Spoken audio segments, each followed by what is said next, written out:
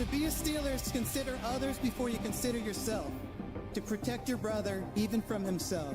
To give support at your own expense. And when wearing the black and gold suit of armor, make sure nobody desecrates it, disrespects it. Most importantly, we ourselves don't dishonor it.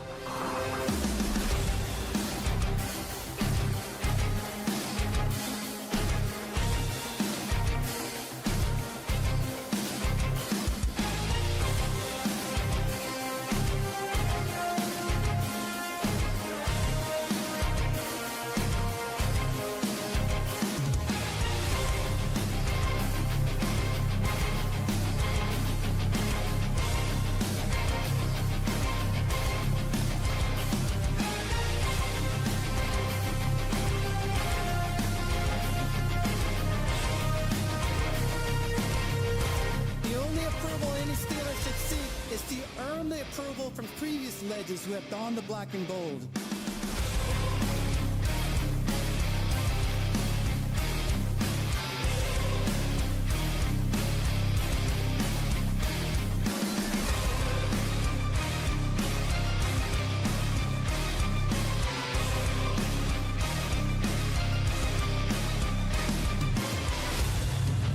These virtues I learned while playing for the Steelers are what make the legacy of the black and gold timeless.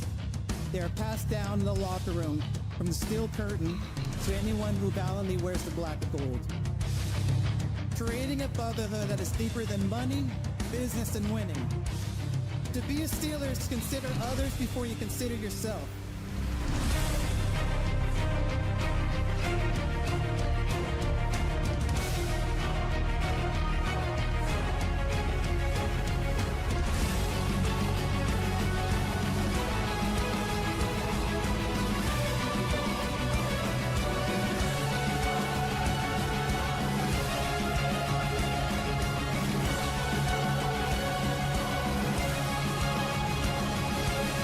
This is our culture, Steeler culture.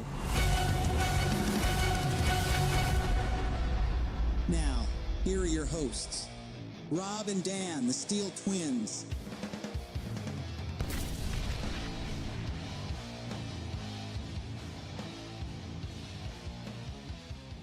Steelers Nation, breaking news. He's back. He's back, bro. He is back. Mr. 50. I don't know if he'd be wearing 50. Oh, he better. John Min Davis, he's the current 50 on the team. I think Atlanta Roberts is going to rip that jersey right off of him and take his number back. Yeah, he can have 50 all he wants because he definitely represents the number very well. Shout out to Larry Foote. And, of course, shout out to Ryan Shazier. Shay leave. Atlanta Roberts, bro, he should have never left. We all know this. He should have never left. Unfortunately, we had to deal with the watch and the play of Malik Harrison, who I think his days are numbered now because of this. I mean, they were already numbered. But now Atlanta Roberts is back. He should never left. Our run defense, which is already apparently looking really strong in camp, just got a lot better because ain't no better run defending linebacker. You can get any better than Atlanta Roberts. Vince Williams retired not soon after he came along. It's like Vince Williams never left. Pretty much, dude. I mean, Atlanta Roberts in his first stint as a Steeler, he was electric. He was very, very dependable as a blitzer and especially as a run defender. I mean, he really lived up to the pedigree of Steelers linebacker and just as a Steelers defender in general. Like he earned the respect of many, many Steelers fans. Yeah, let's put it this way. If he was on that Blitzburg 90s defense, like that 95, 96 defense. Fit like a glove. Yes, he would have. Like a glove. And the cool thing about this as well is he is reunited with defensive coordinator Patrick Graham. As, of course, he was with him last year in Las Vegas with the Raiders. That's right. That's right. Now they reunite as he reunites with Cole Holcomb as they came in together. So it's nice to see a full circle moment. As, guys, in less than 24 hours, we'll be watching some Steelers football. Pretty much less. I want to say pretty much 21 hours right now. Steelers football will be back on our television. Steelers football will be back in our lives. Can't wait, brother. That brings a smile to my face. Absolutely. Just based off of that sense I mean, alone. it's been a long and dry off season. I mean, like, we've been waiting, and here we are, bro. Yeah, man. Thank you guys for joining us tonight. We are going to be talking about the preseason, kind of what we can expect or what we should expect, at least for tomorrow. Obviously, what happens tomorrow is going to determine what happens next Friday, the two weeks from now, 2 Thursdays from now, right? But we're here to more so talk about Steelers preseason, what should be going down tomorrow. The quarterback rotation, I'm very excited for a lot of the rookies in every aspect.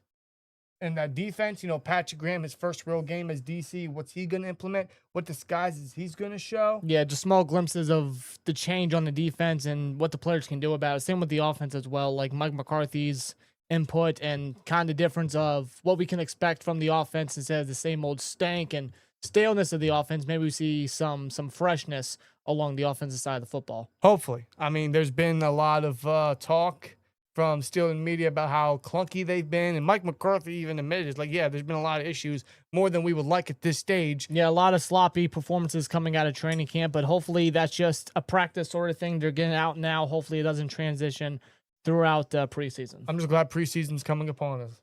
I mean, that's what this team needs. That's what a lot of these players need, especially the quarterback position. Yeah, because tomorrow, ladies and gentlemen, we are going to be seeing the debuts of not one, but two quarterbacks under the Steelers roster. That is Will Howard, who's been waiting a long time for this, and Drew Allar. Two guys that a lot of Steeler Nation are very interested in seeing. The production, the development, the progression, what they've learned under McCarthy and A-Rod. And it's just the fact that we have two young quarterbacks that haven't seen a single snap yet. That alone's a little exciting. Yeah, for sure, brother. Now, there's a poll in the chat. Who do you think plays better tomorrow? Do you think Will Howard plays better tomorrow? Or do you think Drew Allar plays better tomorrow? Frankly, I don't really care who plays better tomorrow as long as I see one or both quarterbacks look good. That's what I want to see. That's all we really care about at the end of the day is that both quarterbacks come out looking progressive. And I'm not looking for anything flashy either. I'm not looking for some Carson Beck shit from the Hall of Fame game or like a Haynes King performance. I think he had 3 total touchdowns that game, if I'm not mistaken. I'm not expecting that. I'm not even asking for it, bro, because these are I'm looking for them to really get the basics down. It's really baby steps. Yeah. More so for a guy like Allar than it is Howard. Yeah. Now, depending on your guys' opinions on whoever, I want both to succeed. I want both to, again, show some progression, show productive playing style on the football field. Just nothing fancy, nothing mind-blowing where just like I'm not expecting a 300-yard game or a 3-touchdown performance in the preseason. I mean, like, let's be real here. But just like a glimpse of something that, you're progressing, you're learning in training camp, you're doing the right things, you're doing what you need to do. Right. Well, especially a guy like Allar, because for him, it's all about getting the basics and the fundamentals down. That's where McCarthy is at with Allar right now is, hey, Coach Franklin fucked you over in Penn State. Okay, yeah. Swear jar. But we're just going to get you down to the basics. Yeah. Like, there ain't no rush because most likely he's not going to play out all this season outside of the preseason. Let's just get him down to the basics. That is what I'm really looking for with Allar specifically tomorrow. Howard, he's been under Aaron Rodgers and Tom Orth specifically for 2 years now, most recently under Mike McCarthy. So there might be a little bit more towards him that you might want to see, a little bit more progression further his way. Keep in mind, Will Howard, he hasn't thrown a pass since the Natty Championship where Ohio State beat Notre Dame. Yeah, a legit NFL game pass, yeah. He hasn't even thrown an NFL or game pass. just pass in general, yeah. His last completion in any game that he ever played was that 56-yard completion to a freshman, Jeremiah Smith, to clinch the Natty. That was, what was that? Was that January, February last year? Yes. Will Howard has waited a long time for this. Yeah. So that alone makes me excited because Will Howard was one of the biggest things last preseason. That was very exciting. Then the injury comes out about, I believe it was a thumb injury. Yeah, just days before the first preseason game. And then a lot of my excitement kind of flunked. It's like, oh, crap. Now I'm a lot more excited because not only is there one, there's two quarterbacks we got to see. Yeah. How much either plays, I don't know. I mean, I don't anticipate A-Rod playing at all one bit, at least not in this game. If he's going to play, I'd play him in the last game, but that's for like a series or two at the most.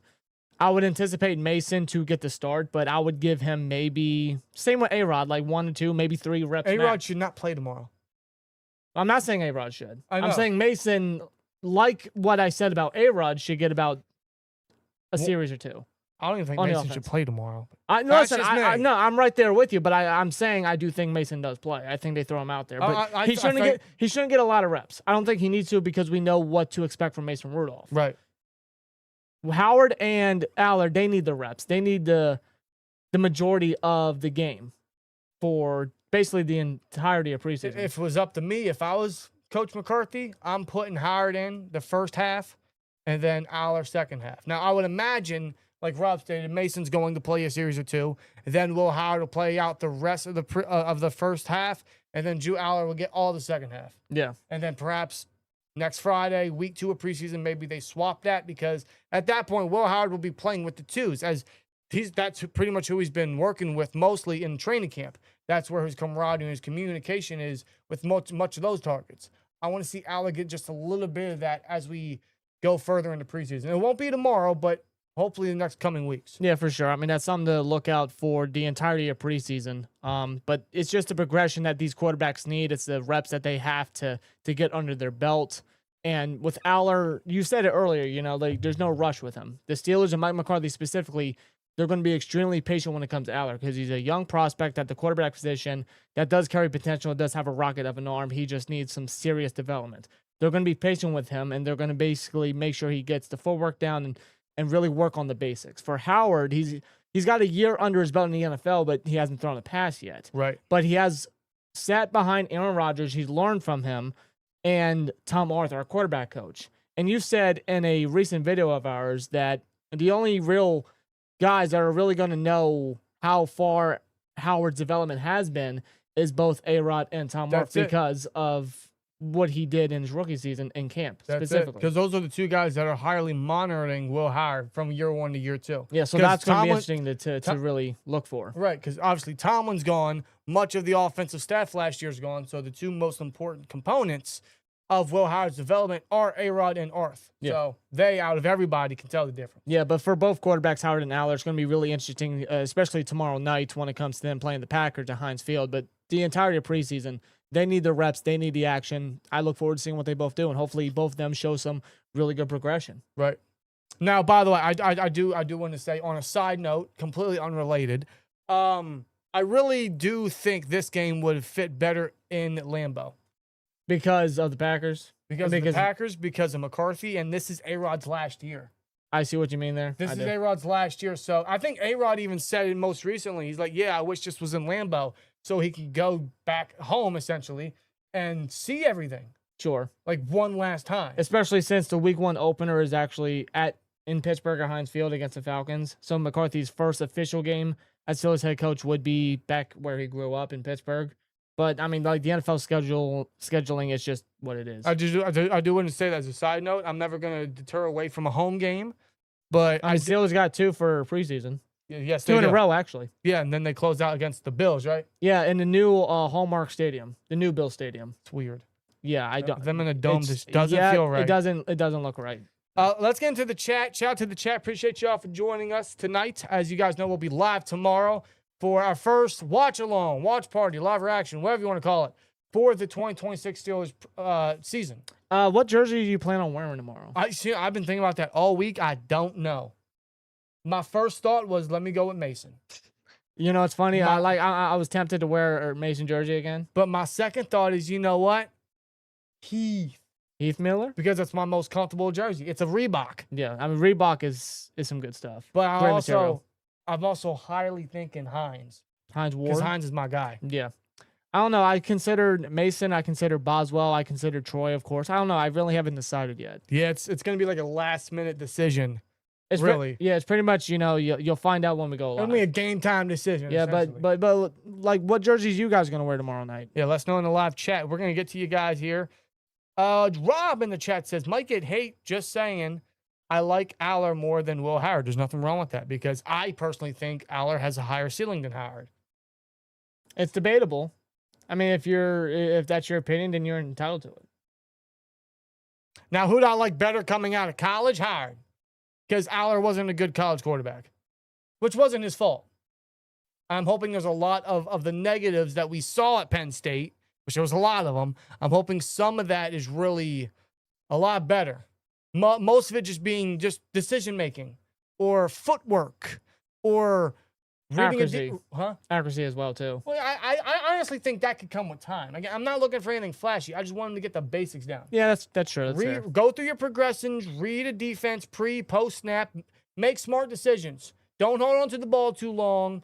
You know, like if you're getting rushed off to the side, don't force anything. Just throw the ball in the dirt. Throw the ball to your nearest receiver. Force an incompletion. Like, just make the smart decisions. Don't force anything. Don't do anything where you're like, oh God, that guy again. Yeah, like, that's the Allar from Penn State. Like, this is what we feared. I don't want to see that. Like, hopefully we don't see that when it comes to Allar throughout the preseason. That's one of the things that to really keep an eye out. That's what I'm mostly looking for tomorrow with Allar. I'm not looking for no Tom Brady. You know, no, you're not going to get that. I'm just looking from someone that is learning. Yeah, and from what's being told in camp, he obviously has his good days. He has his bad days. What rookie isn't? But he's progressing. Yeah. At least based off what training camp's saying. Now, this is training camp. And I also want to hold y'all straight. Kenny Pickett had the best preseason I've ever seen of anybody. And where's he at now? Carolina getting outperformed by Haynes King. So I'm just saying. I'm trying to look at both ways. Yeah, that's fair. Let's see. Another Wombat says, I can't get behind Penn State players. Sorry, it's too much for me. I get it. I get it.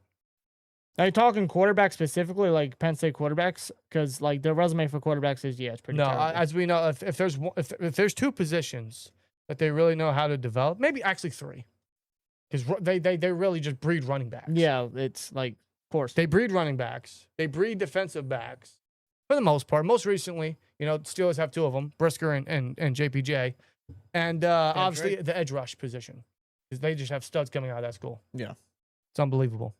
What's up, fellas? Football is finally back. Do you think Allar being in front of Howard means something? No, I wouldn't look too much into it. Just like Mason being the number 2, I wouldn't look too much into it. No. I still don't think he makes the roster. What, Mason? I don't think Mason makes the roster. Yeah, I don't think it's far-fetched for all 4 quarterbacks to make the team. At least initially. Well, because I'm looking at it, you got to keep 5 linebackers now. With Allar Rodgers back, you got to keep 5 linebackers. That's Queen, that's Wilson, that's Holcomb, that's Carson Bruner, because you need that special teams guy, and Allar Rodgers. Yeah, well, typically, don't the Steelers keep 5 inside linebackers anyway? Sure. Ain't that their resume? But if we're thinking Caleb Johnson's still going to make the cut, you're looking at 4 running backs. Because I think Heidenreich still makes it. Yeah. See, I don't know. I think it really just... How many receivers are we going to keep? I think it really just depends on how preseason goes about. Like, if Mason looks really bad... Or say something were to go down in the other preseason games, knock on wood for any other team, Mason could, of course, be a trade candidate. Maybe that's an option that maybe that door kind of opens throughout preseason. I think regardless, he's a trade candidate. All I'm saying is don't be shocked if all 4 quarterbacks are on the initial 53-man roster. Just saying. I don't know if he makes it to the initial, bro. I think he's like a trade. I think he's a cut deadline trade. You think so? Yeah. I think more now than ever. I don't know, man. I think Mason's days are kind of numbered. I mean, I see why you say that because of the investment that the Steelers did and having Howard and Allar. It's just like... There's no point in keeping 4 quarterbacks. There's not. Well, one's going to redshirt for sure. Okay. That's Allar. And maybe they want to be patient as well with Howard. You know what I'm saying? Yes, I do. But I because he hasn't played a snap yet in the NFL. He's going to tomorrow. It's going to be his first game action in the NFL tomorrow. Right. So maybe they don't want to jump the gun with him being the number 2. They want to keep that experience with Mason. Sure. Just for the heck of it. You know what I'm saying? I guess. I think they're comfortable with having Howard be the backup. If that was the case, then I think he would have been the number 2. I don't think they're not to start. I don't know. Players that start heavy, like get a certain jump in the depth chart at training camp, that means nothing, because that's expected. Sure. Mason was always expected to be the 2 at training camp, just based off experience. All I'm saying that is doesn't save him. Don't be surprised if Mason remains the backup, at least initially. Okay. That's it. Okay.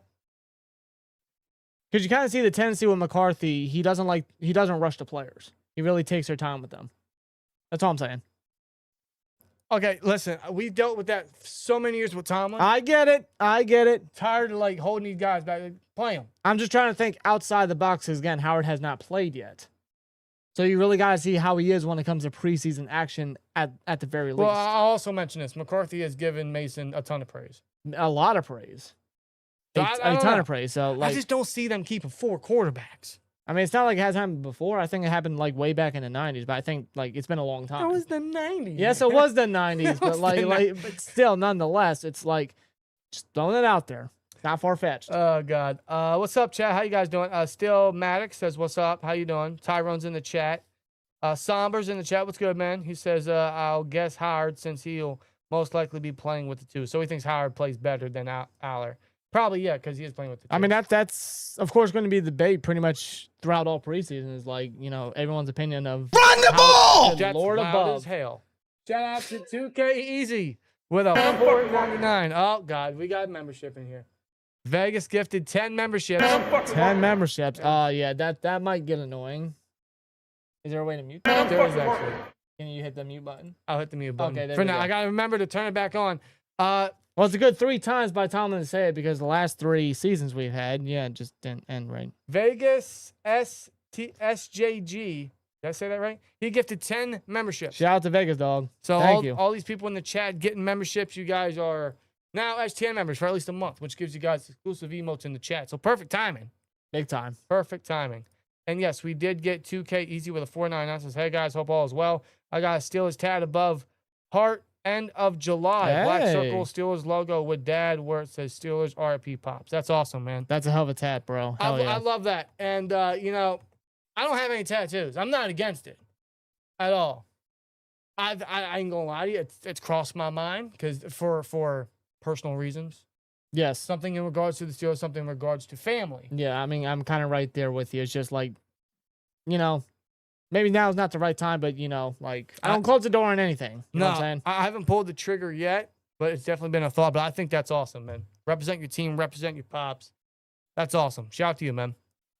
Oh, by the way, shout out to the Super Chats as well. In the description, there is a list of Super Chat amounts you guys can put out that will give different alerts. This is new to the channel. This is new to the streams for the season. In the description, there's, I don't know how many now. I think 20 something. I miscounted, but there's a bunch of different amounts that you could Super Chat. They'll give different alerts of so many funny things in regards to the channel. Run the ball! Shout out to Jay Cooler with $1.99. That's going to scare me. This will be my 4th season with the Twinsers. Thanks, man. Jay Cole, I appreciate it, man. Thank you. Glad to have you back. And I did count there 21. 21? Okay, dude. Listen, you got to be careful what you say around me because anything you say, I know can you're turn very into a song, well, a like movie reference, well, something I saw on social media. Well, let me tell you, you doing that 21. I mean, like we grew up on Vine. Yes, Vine was something back in the day. That's, you just had to be there. That's my humor, man. That's my humor. Oh God, let's see what the chat's saying. Will Howard is a new Baker Mayfield. If we get Baker Mayfield out of Will Howard, bro, that is a steal. I wouldn't go that far. Yeah, Baker Mayfield though. I wouldn't go that far. But speaking of Baker Mayfield, I don't want to jump on that boat yet. Hear me out. We got a season to go through. Hear me out. But I'm listening. Hear me out. I'm listening. Keep an eye out. I know. If I'm the already opportunity is right there, don't run away from it. That's all I'm saying. just putting it out there. I all was I'm saying. never thought I'd say that 4 years ago, but here I am. But we got a season to get through. You know what I'm saying? Justin's in the chat says hi. Let's go Steelers tomorrow. Yes. Yes, sir. Let's see. Big Tay 91 says all 3 games for preseason. I would just play only Howard and Drew, no Aaron or Mason. I agree. You don't need to play the vets at quarterback. No point. You know what you're getting. There is 0 point. I guarantee you there could be teams right now calling up for Mason. Stuttering! You are not on Dancing with the Stars, you fucking ballerina! Yeah, that's one of them. Oh God, we don't miss that. We don't miss that guy now, do we? No, we do not. Oh God, Another Wombat 8888 with an $8 super chat. He's the STN member. Thank you, brother. He says, I want to see the spin since I got a free membership. Well hired as the next Baker Mayfield. There you go. He had to double down on it. That's how confident he is. But yes, that is the $8 one. By the way, that's the only time you're ever going to see me spin because I'm not doing it again. No. I ain't doing it again. Unless like, we have another quarterback to irritate the ever-living crap out of me, then yeah. Right. But, dude, in that moment in time, and especially in that game, my God, he really got on my nerves. Oh, my goodness. Oh, I know. Oh, my God. I just had to do it. That 2023. Dude, that Browns game. He just kept spinning. Well, I started losing hope. They spun like 4 times in that game. I started losing hope at that Jags game, and then that Browns game was like, yeah, this guy blows, dude. All he did was spin. Yeah. He still spins. Since Roberts came back, do you see him making the 53-man roster? Yes. Yeah, he infinitely makes our run defense better. Oh yeah, without a doubt. I think Roberts is inserted in. Malik Harrison is. You don't need Malik Harrison anymore. Just save what, the $5 million in cap space? Like what's Malik Harrison needed for now? Special teams? You have Carson Bruner for that. Well, Carson Bruner's jumping him in camp. Yeah, on the initial depth chart. So like, what's the purpose of Malik Harrison? Unless they want to have him on edge primarily, but what do you be, a 5th edge guy? Yeah, you don't need 5 edge guys. You know what? I honestly, I could see the Steelers cut him off the initial 53-man roster, but bring him back for practice squad, just for like an extra body, linebacker edge sort of deal. You know what I'm saying? Sure. That's all I see. I can live with that. I think I can live with that. Vegas says Penn State didn't help Drew's development. No, they did not. Name me one good quarterback to come out of Penn State in the last 13 years. Yes, he is. $5 super chat from Mason. I think Howard will have better moments with his legs, and Allar will have better moments with big-time throws. He definitely has an arm. His accuracy, listen, I'm not in a rush to get his accuracy down. That'll come with time. He's not going to play day one. He's not going to be the starter immediately. I think that can come with time. Yeah. My thing with Allar is in Penn State, he could not step up when the time was needed. In clutch moments or big games, much like James Franklin, the coach, he didn't step up when he needed to. He cannot step up in big games. No, the pressure was too much. Like when the lights were on them, it's like they shivered. Now that's kind of my concern with Allar tomorrow. Is obviously first game jitters is a real thing. Yeah, I mean it's going to happen. He's going to be playing the second half with 3rd, 4th, 5th stringers against 3rd, 4th, 5th stringers. But there's still going to be those first game nerves and getting caught up to the NFL speed. And you know, Howard may have the same sort of deal with the 2nd/3rd team sort of deal. It might take him a couple series to get warmed up. It might happen. I mean, like if it were, I mean, I wouldn't panic. I wouldn't overreact about it. It's just one of those things that just, especially with these young quarterbacks, they just need to get it out. You know what I'm saying? They just need to get comfortable. It's all about comfortability and just building that confidence over time. Sommer says Max Holtman has a great camp in preseason every year and still on the practice squad. Shrug. Yeah. He's actually coming into his 2nd preseason. But the Steelers, yeah. Because he was a receiver last year, then he transitioned to running back. Yep. Same thing. Another 5. Another 5. Gray Marrow with a 5. Wearing the DK jersey tomorrow. Really hoping for a good year from him. Also really hoping for Howard and Allar to do decently tomorrow. Yeah, exactly. Right there with you, Gray. That's all I'm feeling for tomorrow. Caleb Johnson. Let's talk about Caleb Johnson a little bit, right? He needs a strong preseason. Oh, does he ever? I don't want to say he's a lock because you still got Travis Homer, who's kind of coming into that Miles Killebrew role as that gunner. Oh, that special teams. On special teams. Yeah, I mean, plus he's also been consistently on the football field, or the practice field, I should say, every day first. He's the first guy to step on the practice field. But you got Homer. You have Heidenreich, who can also play receiver. I'm very interested to see what his role is going to be tomorrow. I know he had a little bit of an injury, but he should still be able to go tomorrow, I hope. But I don't want to say Caleb Johnson's a lock, but I do think he ultimately makes the 53. I mean, I heard that he's really working his tail off. Even Danny Crossman, our new special teams coordinator, he's praised Caleb Johnson for putting the work in and willing to work on his special teams, because Caleb Johnson has still been getting special teams return reps at kick return. And we should expect that tomorrow. Which, you know, it is what it is. Well, I think they're going to kickstart that with Caden Legion and Heidenreich. Well, ideally, yes, that's what you want to do. And then they'll shift over and then put Caleb Johnson back there. But Caleb Johnson, I mean, that's what he needs. That's what he needs to do, is to showcase that, hey, I can hold down this role. I can be able to be reliable in this role, because you have Heidenreich, who can be a Swiss Army knife or Swiss Navy knife, whatever you want to call him, because of his ability as an offensive weapon, but of course his special teams capabilities. Caleb Johnson needs to work on that too. He needs to showcase his ability to not just play special teams, but also be a capable blocker at running back, as well as catch out the backfield. That's stuff that Eli Heidenreich has already showcased in glimpses at training camp coming out of Navy. Right. That's what Johnson needs to do, and hopefully he does showcase that. Considering he was a 3rd-round pick last year and he had a great season at Iowa, the previous year coming out of the draft, I mean, like, that's what he needs to do. He needs to showcase his capabilities. He needs a strong preseason for sure. I just want to see a little bit more burst from him because he looked really slow. I mean, I don't want to say he's on the chopping block, but he does need to make his case. You know what I'm saying? Yeah, for sure. I'm happy. He says, I don't know. McCarthy likes Mason a lot, and Rodgers is very close to Mason. We shall see. Yeah, I've noticed over the past 2 years, Mason's relationship with Rodgers is like, maybe y'all can relate. You know how you get a job and then there's someone that's like twice your age, but you're like best friends with him at Yeah, that work? work best friend. Yeah, Yeah. that work buddy. Yeah, like you're 25 and he's like 52. We've both been. And you there. guys are always busting your balls and joking around. We've both been there. Yes. That is that is Mason and Rodgers' relationship. They're always just joking around. Oh, they're always bonding. They're always close together. And when A-Rod was on his little get together with the team, Mason was a part of that group. Sure was. He was there. So As was Roman Wilson. Roman Wilson was a part of that group. Yeah. I think it was Michael Pittman, DK, Roman Wilson, Ben Skoranek, Pat Freiermuth, Mason. Am I missing something? I think I'm missing at least one person. They were all out west with A-Rod riding horseback. Yes, sir. Twin moment. Yes. But It happens. yeah, Roman's also been building a connection with Rodgers, man. I don't think Rodgers is going to play tomorrow. Maybe he does.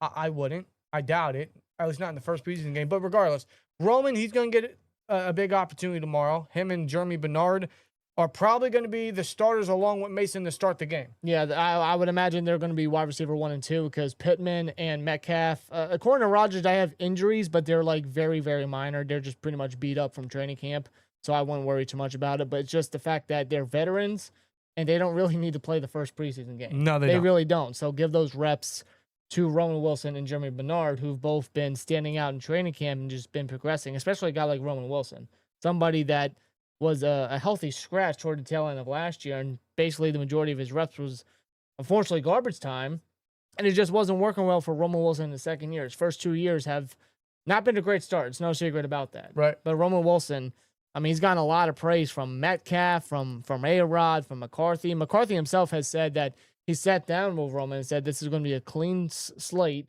and this is going to be pretty much a restart for Roman Wilson, which is what he needed because the previous regime, it just wasn't a good fit, especially with Arthur Smith being the OC. It was not a proper fit for Roman Wilson. No. If I had to give a prediction of how the game's going to start, Mason's going to start at quarterback. We might see a little bit of Rico, a little bit of Warren, not too much, but maybe a little bit. And then receivers, I would imagine, will be Jeremy Bernard and Ben Skoranek outside with Roman mainly playing the slot. That's just a prediction. I don't know for certain. That's not confirmed. That's just a prediction. No, I can kind of see something like that, But yeah. I would definitely play Roman and Jeremy as much as possible. I would play them with Mason to start, and then when Will Howard comes in, you play them with Will Howard. Yeah, you keep them in for a couple series, And you just give them equal opportunities outside, in the slot, blocking reps, targets. Any way you can just give them equal opportunities, I think that's a good thing. And a guy like Roman, we know what he did in last year's preseason. He, especially the first 2 games, he really stood out. He really balled out and made some good plays. Obviously, that didn't translate over to the regular season, but the offense last year was, of course, dreadful because Arthur Smith and everything else about the offense wasn't great. Now with McCarthy and Brian Angelico, again, this is a clean slate from Roman Wilson. If he can kind of keep up what he did last year and last year's preseason and translate it over to the regular season, Roman Wilson might have a shot at being a good weapon for this offense. For sure. Same with Jeremy Bernard. Yeah, I think it's exciting to see what they're going to do tomorrow. Much like Allar and Howard, Jeremy Bernard will be getting his first actual game action. Keeping with the receivers, Caden Weegan, Eli Heidenreich, they're probably going to start as the return guys for the game. How much of an opportunity are they going to get as receivers? Because if you look at our receiving depth, I mean, yeah, we got a couple new guys they added pretty recently. You have Cornell Powell, Brandon Smith, Levi Wentz, Isaiah Winstead. Half these dudes I never heard of. I'll be real with you. Jacoby Kenny James. Keeney James. Keeney James? 2 E's, long E sound. Keeney I James. think that's basic. Pardon literature. me. I try. No, yeah, I think Eli Heidenreich and Caden Weegan should also get opportunities at receiver. Weegan more so in the slot. Yeah. Let him use his quick feet and his route running ability, which he showcased at the Shrine Bowl. Very similar with Eli Heidenreich. If you want to put him out wide a little bit, I think he can do it. Give him that shot. How much of that they're going to get, I don't know. How much time is Eli Heidenreich going to get at running back compared to receiver, vice versa? I'm sure he's going to be seeing a lot of field time because he can play anywhere. Yeah, honestly, I see them kind of at least starting him off in the slot because he did a lot of that at Navy. So maybe for him just to get his feet wet and for him to get comfortable at the NFL level, even in preseason, have him start there. I mean, it would be something for Heidenreich just to start initially. I doubt this happens, but I would like to see a scenario where we get Jeremy Bernard and Roman outside with Heidenreich in the slot. I would like to see it. I mean, like when it comes to the offense, they've been making a lot of changes and a lot of, they've been mixing and matching different offensive packages and putting players in different packages. So, I mean, it's not far-fetched. I wouldn't be surprised by that. It'd be something to see. Keeping with the rookies, Riley Nowakowski. I'm curious to see where he's going to be lined up and how many snaps specifically he plays, because I think that would be a good idea and a good interpretation of how much he's going to be involved this year. Is he going to see some time at tight end? Are we going to see some eye for him tomorrow? If so, how much? Specifically where? We know Nowakowski could also play special teams. Yep. What does that mean for the tight end room? Because Robert Tonyan's really been making a good connection with the quarterbacks.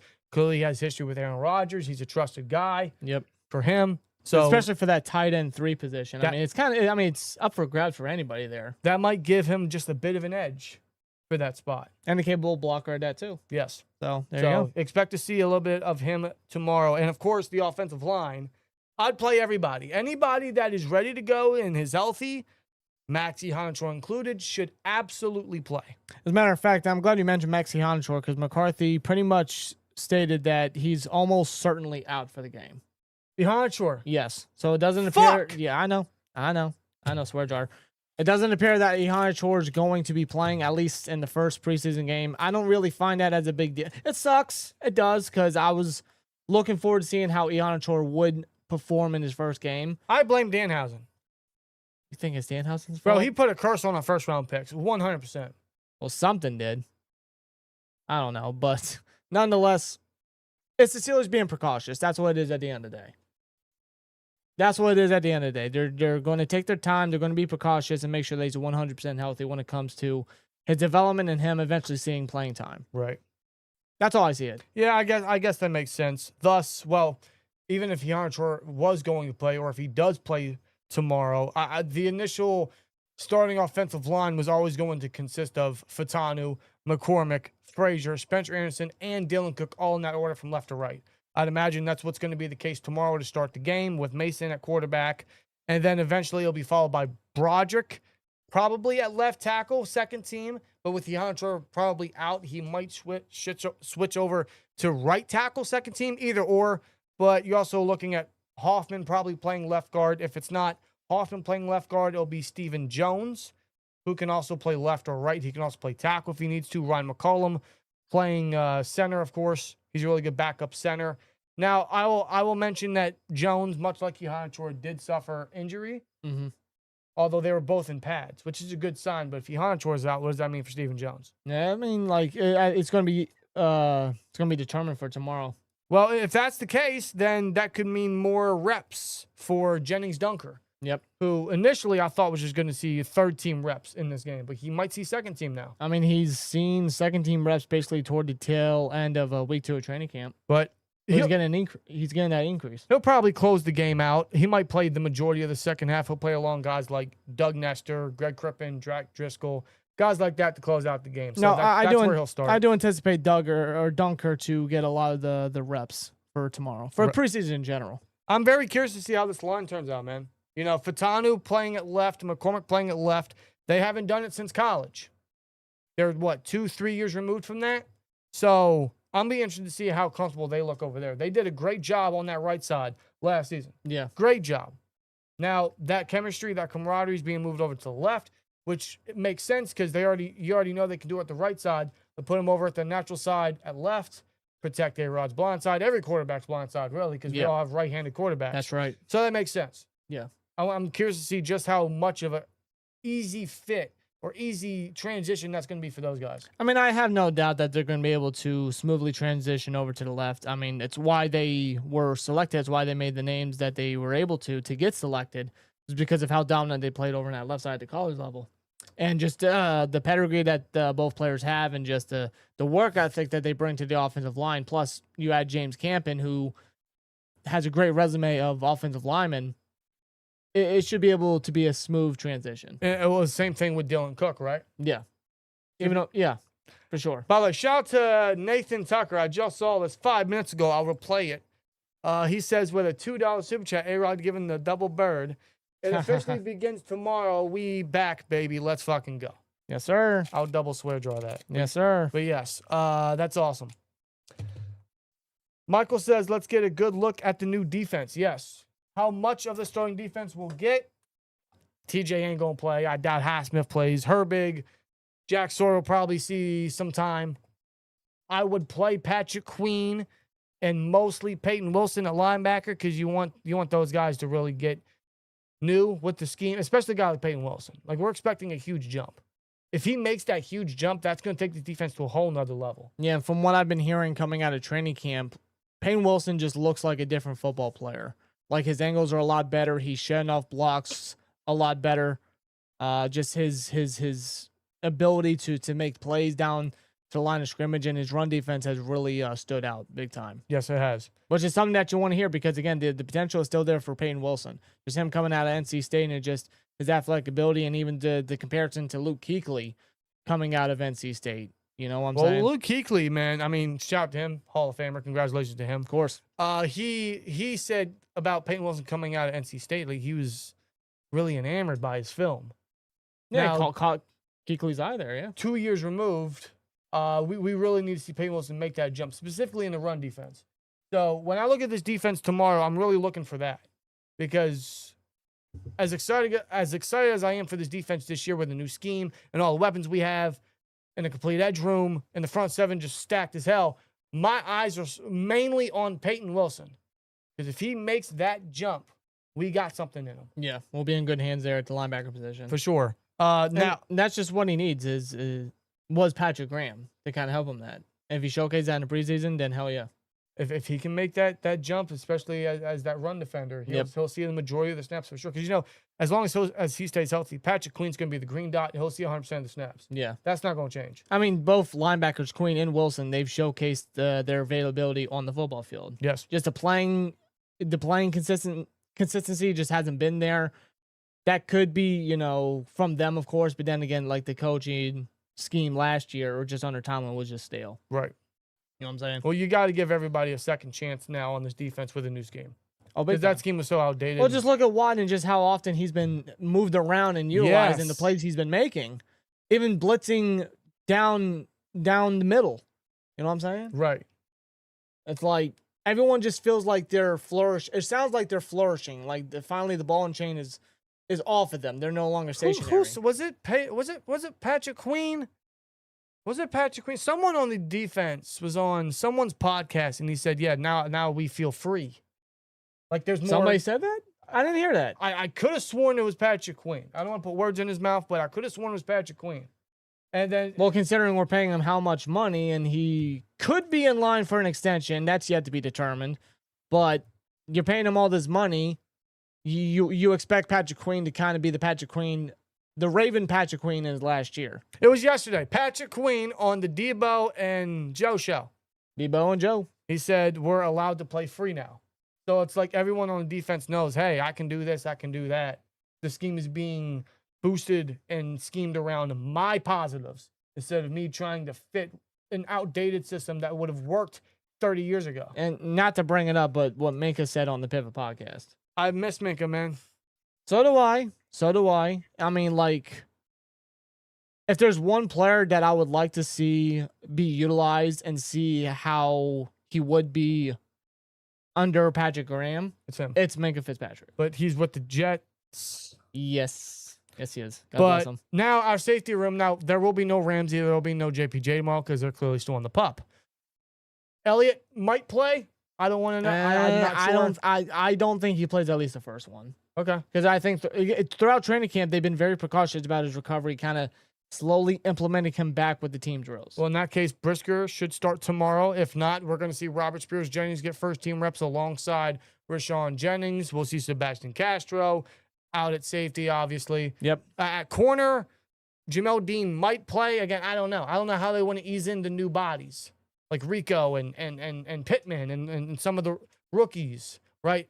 I don't know how they're going to work these guys in initially with the first preseason game. But I know Asante Samuel will be getting a start tomorrow, and he's been having a great camp. Great camp. So Dalen Everett, of course, he's been a rookie standout in training camp as well, having his battles with DK, and even DK's kind of taking him under his wing too. And Danico Slaughter, he'll see some time tomorrow. He'll see a significant amount of time tomorrow. We don't know if Brandon Eccles is going to play because he was seen with a boot, but really recently he was without it.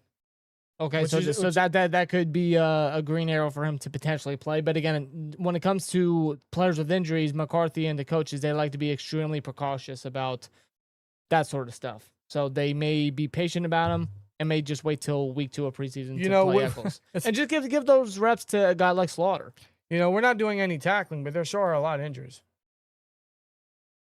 There's a handful. There's not a lot. There's a handful. I wouldn't say a lot, but you know what I mean. There's a handful, yeah. Well, people are going to get bumps and bruises. It's just training camp, so it's going to happen. Absolutely. It comes with the sport. But that just opens up the opportunity for a guy like Slaughter to get the slap reps, or even a Devon Boykin to get an opportunity. You know what I'm saying? Yes, because he's a sleeper as an undrafted free and a agent. versatile weapon at that too. Or Robert Spears-Jennings, he's been getting a lot of first-team reps. That's a big opportunity for a 7th-round rookie. Fellow rookie Dalen Everett, he should see a significant amount of time. Yes. Yeah, there's a lot to look forward to tomorrow, man. There's a ton to look forward to. Not just tomorrow, but throughout the entirety of preseason. Yes. But it really starts with tomorrow on the glimpses of what we see with the offense and the changes from Mike McCarthy, and kind of an indication of what to expect just a little bit. And hopefully the quarterbacks, Howard and Allar, do their thing and they connect with the weapons and kind of see what the O-line's about, even with the backups, how they gel and how they help with the running attack on the offense. Right. As for the defense with Patrick Graham and just his utilization of his players, and again, just like McCarthy, little glimpses of what we can see from the defense and just an all-out change from this entire team. Yeah, it's actually going to be the first bit that we're actually going to see the change that was definitely required. Is it the right change? Time will tell. But it's a change that was absolutely needed and required. So tomorrow's going to be the first bit of glimpse of that, with a lot more to look forward to, because there's so many players that you want to see and see how they've looked from camp to preseason. There's so many rookies. How are they going to be implemented? What's their participation going to be pretty early? What's their roles going to be like on the field? There's a lot to watch out for tomorrow. And yes, it is Devon Boykin, Bobby. Devon. What did I say? I think it said Deshaun. I could have sworn I said Devon. Did you say Devon? I could have sworn I said Devon. Like Devon Dudley? Yes. Yeah, it's Devon. Yes. Get the tables. It's going to be carnage tomorrow, let me tell you. No, hold on. No, that's 2 weeks from now with the Bills. Yeah, you have a point there. Whatever. Just putting it Whatever, out. dude. Just putting it out there. Doesn't mean they can't prepare for it. Oh, and for anyone questioning, yes, Chris Boswell will play tomorrow. Yes, Chris Boswell will play, as well the other kicker, the undrafted kicker, Laith Margin. He's not seeing a lot of time. He's also not a lot of time in training. He's also not really hitting a lot of kicks consistently. Oh. At least from what I've read. I mean, he's going to get the opportunity, I'm sure, in the second half. No offense. It's not like he had a shot anyway. I mean, Chris Boswell just got gifted a big-ass contract for a kicker. I think it's more so, hey, let me show other teams what I'm about. Sure. I mean, like that's what he can take from this situation. Steelers always love to have at least 2 kickers. Well, they have one punter on the team. That's Cameron Johnston. His job is not in jeopardy. No, it's not. Let's hope he stays healthy. Knock on By wood. the way, keep in mind, preseason is the reason we have Chris Boswell. Let me go back in the time machine. Yeah, go down memory ago, lane. Yep, memory lane. 9 years ago. Funny, number 9. Yeah, 9 years ago. In preseason. I believe it was actually the Pro Football Hall of Fame game. I think you're right. Versus the Vikings, I believe. Yeah, because that was that year. Who went in that year? Was that Moss? I forget. Was it Moss? No, I'm talking about Steelers. Oh, Steelers? Oh, it was Bettis. No, it was Bettis. That was Bettis. Yes. So, Sean Sweezum got hurt in the preseason. Sean Sweezum got hurt in the preseason. I think he got hurt on a kickoff. That ended his career. Unfortunately. But Sweezum was good, but that sucks. I believe the Steelers called up Garrett Hartley, who won a championship with the New Orleans Saints. Former Saints kicker. Shout to Drew Brees, Super Bowl champion and now Hall of Famer. Yep. One of my favorite quarterbacks of all time. He got hurt. Steelers called up the Jags. Hey, we need Josh Scobie. That didn't last 5 weeks. If that. I remember their Thursday night game versus the Ravens. Michael Vick started that game. Steelers had a shot to win the game. Scobie missed how many kicks? 2 or 3? I think it was 2 in the last quarter. Just awful. Awful. And then the very next day, if I remember correctly, the very next day, Steelers signed Chris Boswell, released Josh Scobie. Scobie never kicked in the NFL again. And then Boswell, literally right out the gate, ended up impressing. And from that moment on, Steelers never looked back. Yeah, because he played, was it that Monday night game versus the Chargers? Chargers. Where Michael Vick threw a touchdown to Marcus Wheaton and Bell got that Wildcat touchdown? Yep, that's right. Bro, I know this vividly, Michael Vick's bro. last comeback win. That. Yeah. I lived through that. That's right. But yes, preseason is the reason we got Chris Boswell. So let's hope he doesn't get hurt. Knock on wood. Or anyone gets hurt for that matter. Knock on wood. Hopefully we have a very healthy preseason coming out of this. Yes, please. That's what we need. We don't want to see no injuries. No. No, not And at no, all. I'm not expecting no barn burners like we got last week with the Cardinals and the Panthers. I'm not expecting that either. It's So you're preseason. saying we're not going to see a classic Will Howard versus Kyle McCord matchup? No. No? No. Sure? No. All right. No. All right. If you say I find so. it funny Will Howard's going up against Kyle McCord. Because Kyle McCord couldn't do what Will Howard did. No, Now, I not know Kyle McCord didn't have Jeremiah Smith, but damn it, he had Marvin Harrison Jr. the year prior. Still couldn't do nothing. Trevion Henderson. Guys like that.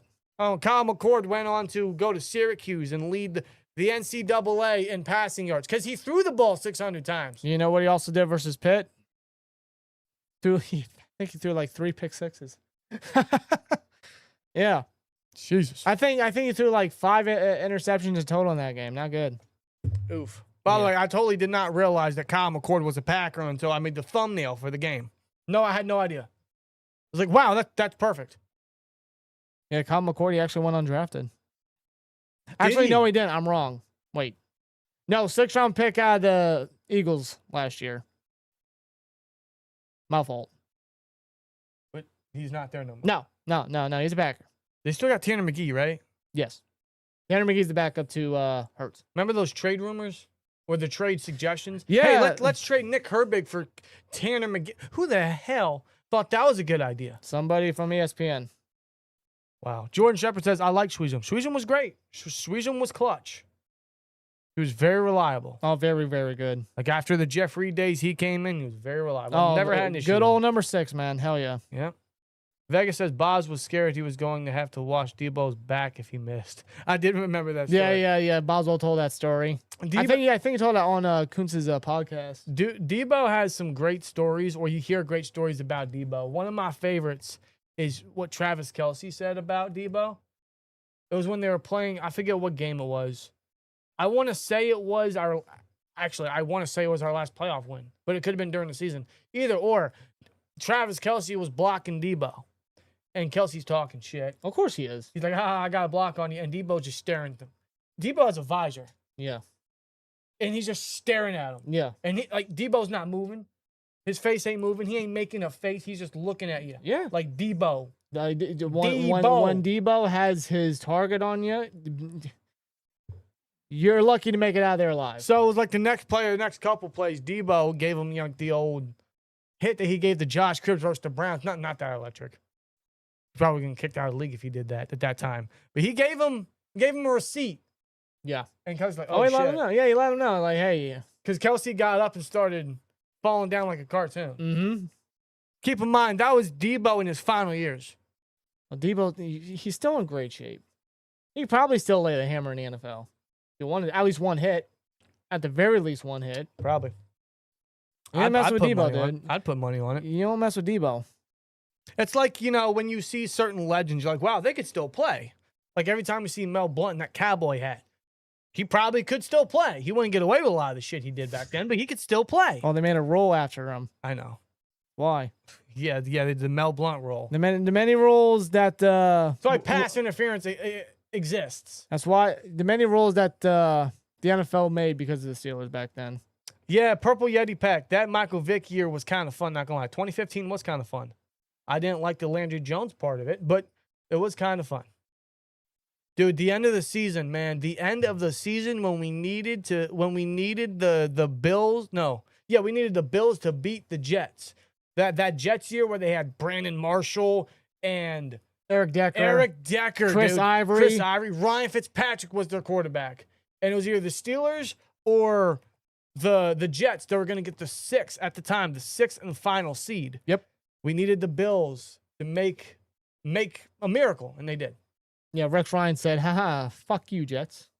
You ain't getting in the playoffs, not on my watch. Yeah. And then we beat the Browns. We beat the Browns with ease. That was easy. And then, Permane Brothers sent Buffalo a whole stack of Permane Brothers. Yeah, sandwiches. you know what? Listen, the Bills, they did us a solid that year. That 2015 year was fun, man. It was good. And then that eventually got us to the Bengals game, which ended in Tony Brown's career, or his mental state at least. It ended his career because it led to it. And then that Broncos game where Ben, who had a bum shoulder, didn't have any of his targets outside of Martavis Bryant. He had Bryant as his number one. He had Wheaton as his number two. AB was out. Bell been out pretty much the whole year because Burfict fucked his ankle up. And you had Fitzgerald Toussaint and Jordan Todman as his running backs. And he almost beat the number one defense. Ben threw for over 300 yards for a second time versus the Broncos defense with a bum shoulder. I think Bryant had over 140 yards in that game. He did. And we were one fumble away from potentially beating them. Yep.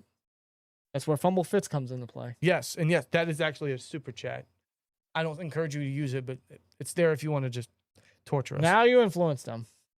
I'm telling. I could recall that 2015 year like it was my first memory, bro. Like, Yep. Wasn't that the same year AB had like 17 catches for 284 yards against the Raiders? I thought it was 2016. Was that 2016 or was that 2015? That might have been that might have been 2016. That might have been the following year. You're right. It was 2016. Yeah. You're right. I think that was 2016. Yep. Okay, I can recall some of it, not all of it. Oh my God. That JPJ situation is really starting to scare me. Have y'all heard any news at all? None. No, it's been dry. It's been quiet about it. But to me, Akuna Matata, I'm not worried about it. I'm not worried about it at all. They're going to get it done. They're going to get it done. And then once he gets it done, JPJ will be back at practice before you know it. Yeah, I got no concern. Honestly, I anticipate just before the regular season begins. Michael, yes. Michael Galbraith in the chat says, let's see some Gabriel Rubio. Been hearing good things. Yes, him at nose tackle. Yes. Him and YA Black Cadet, too. Yeah, how could I forget that? Yeah, well, I want to see what they do at the nose tackle position. Yeah, you got new D-line coach, Damata Pecco. You know, great nose tackle in his career with the Bengals. Like, he's really working with those young guys and trying to make sure that they hold it down there because we haven't really had a true nose tackle in quite a long time. To add on that, I'll be interested to see the rotation because, you know, we have so many guys on that defensive line. They could literally do like a hockey rotation. Like any line they want to run, you're gonna get points. Yep. But in terms of the Steelers, they're gonna make plays in the run defense. That's how stacked our D-line is. They can make any rotation, and I think we'll still be productive. Yeah, just stack the versatility. You know, guys are getting conditioned. They're getting comfortable with playing wherever they are on the D-line. I mean, they're doing their thing down there. I'm curious to see the certain rotations we're going to get.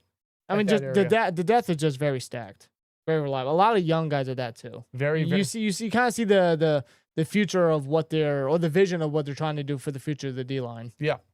TJ Black Unholy in the chat says, Twins, Atlanta Roberts is back. Cut Malik Harrison now, and Steelers football is back. Hello. Shout out Zilla Fatu. Yes, he did make his debut on NXT. That makes me a little excited. I did see that when I woke up this morning. That was pretty cool. Yeah. He looks like his daddy. Umanga, as Will and Regal would say. Umaga, dude. He was something. Umaga was awesome. He was so believable as a beast, dude. Like when he would decimate Jeff Hardy or John Cena, like you believed it. This is bullshit. What? That we're seeing his son wrestle yes. now? Yeah, just 20 years ago, Umaga was what?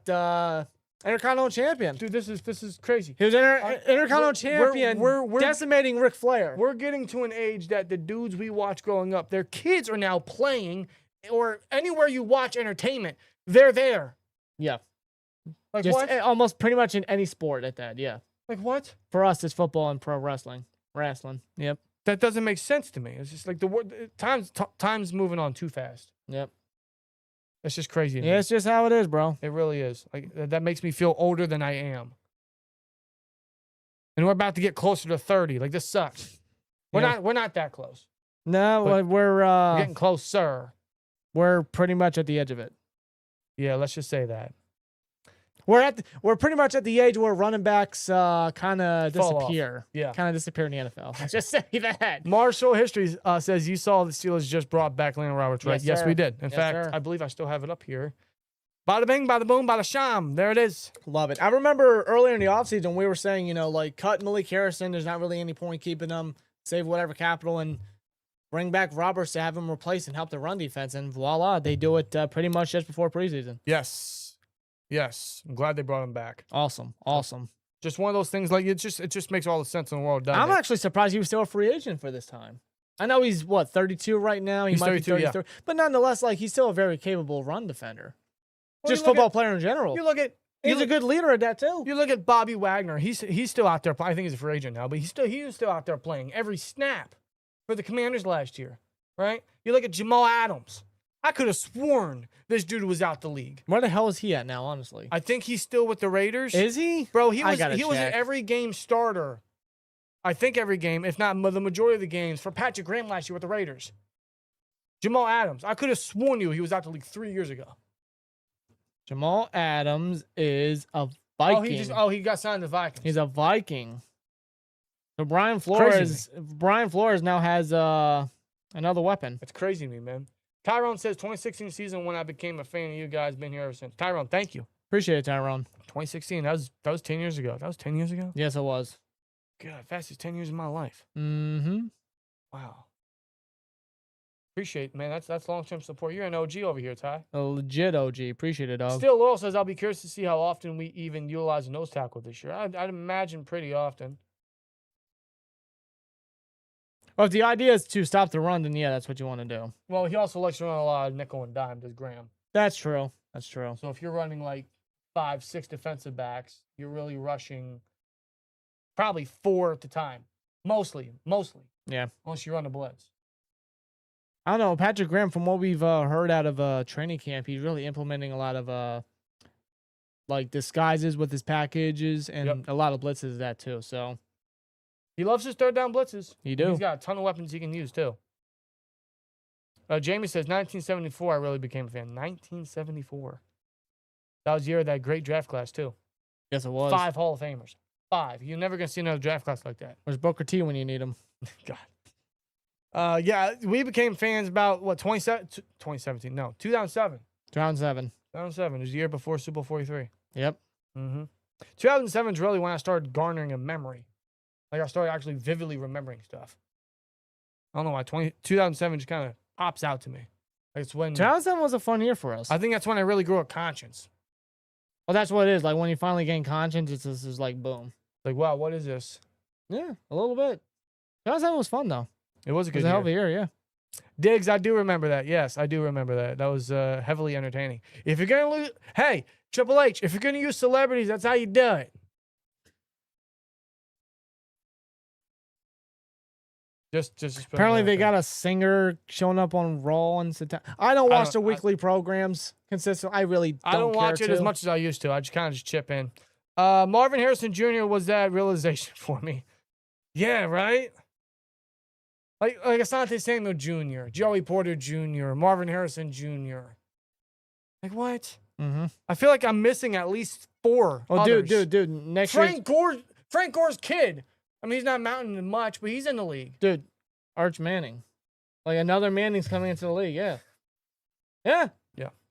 It's crazy. Next thing you know, one of Brady's kids are going to be playing what? Quarterback, wide receiver. Let's not do that. Not far-fetched. Let's not do that. If they choose to go down that route, it's not far-fetched. Let's not do that.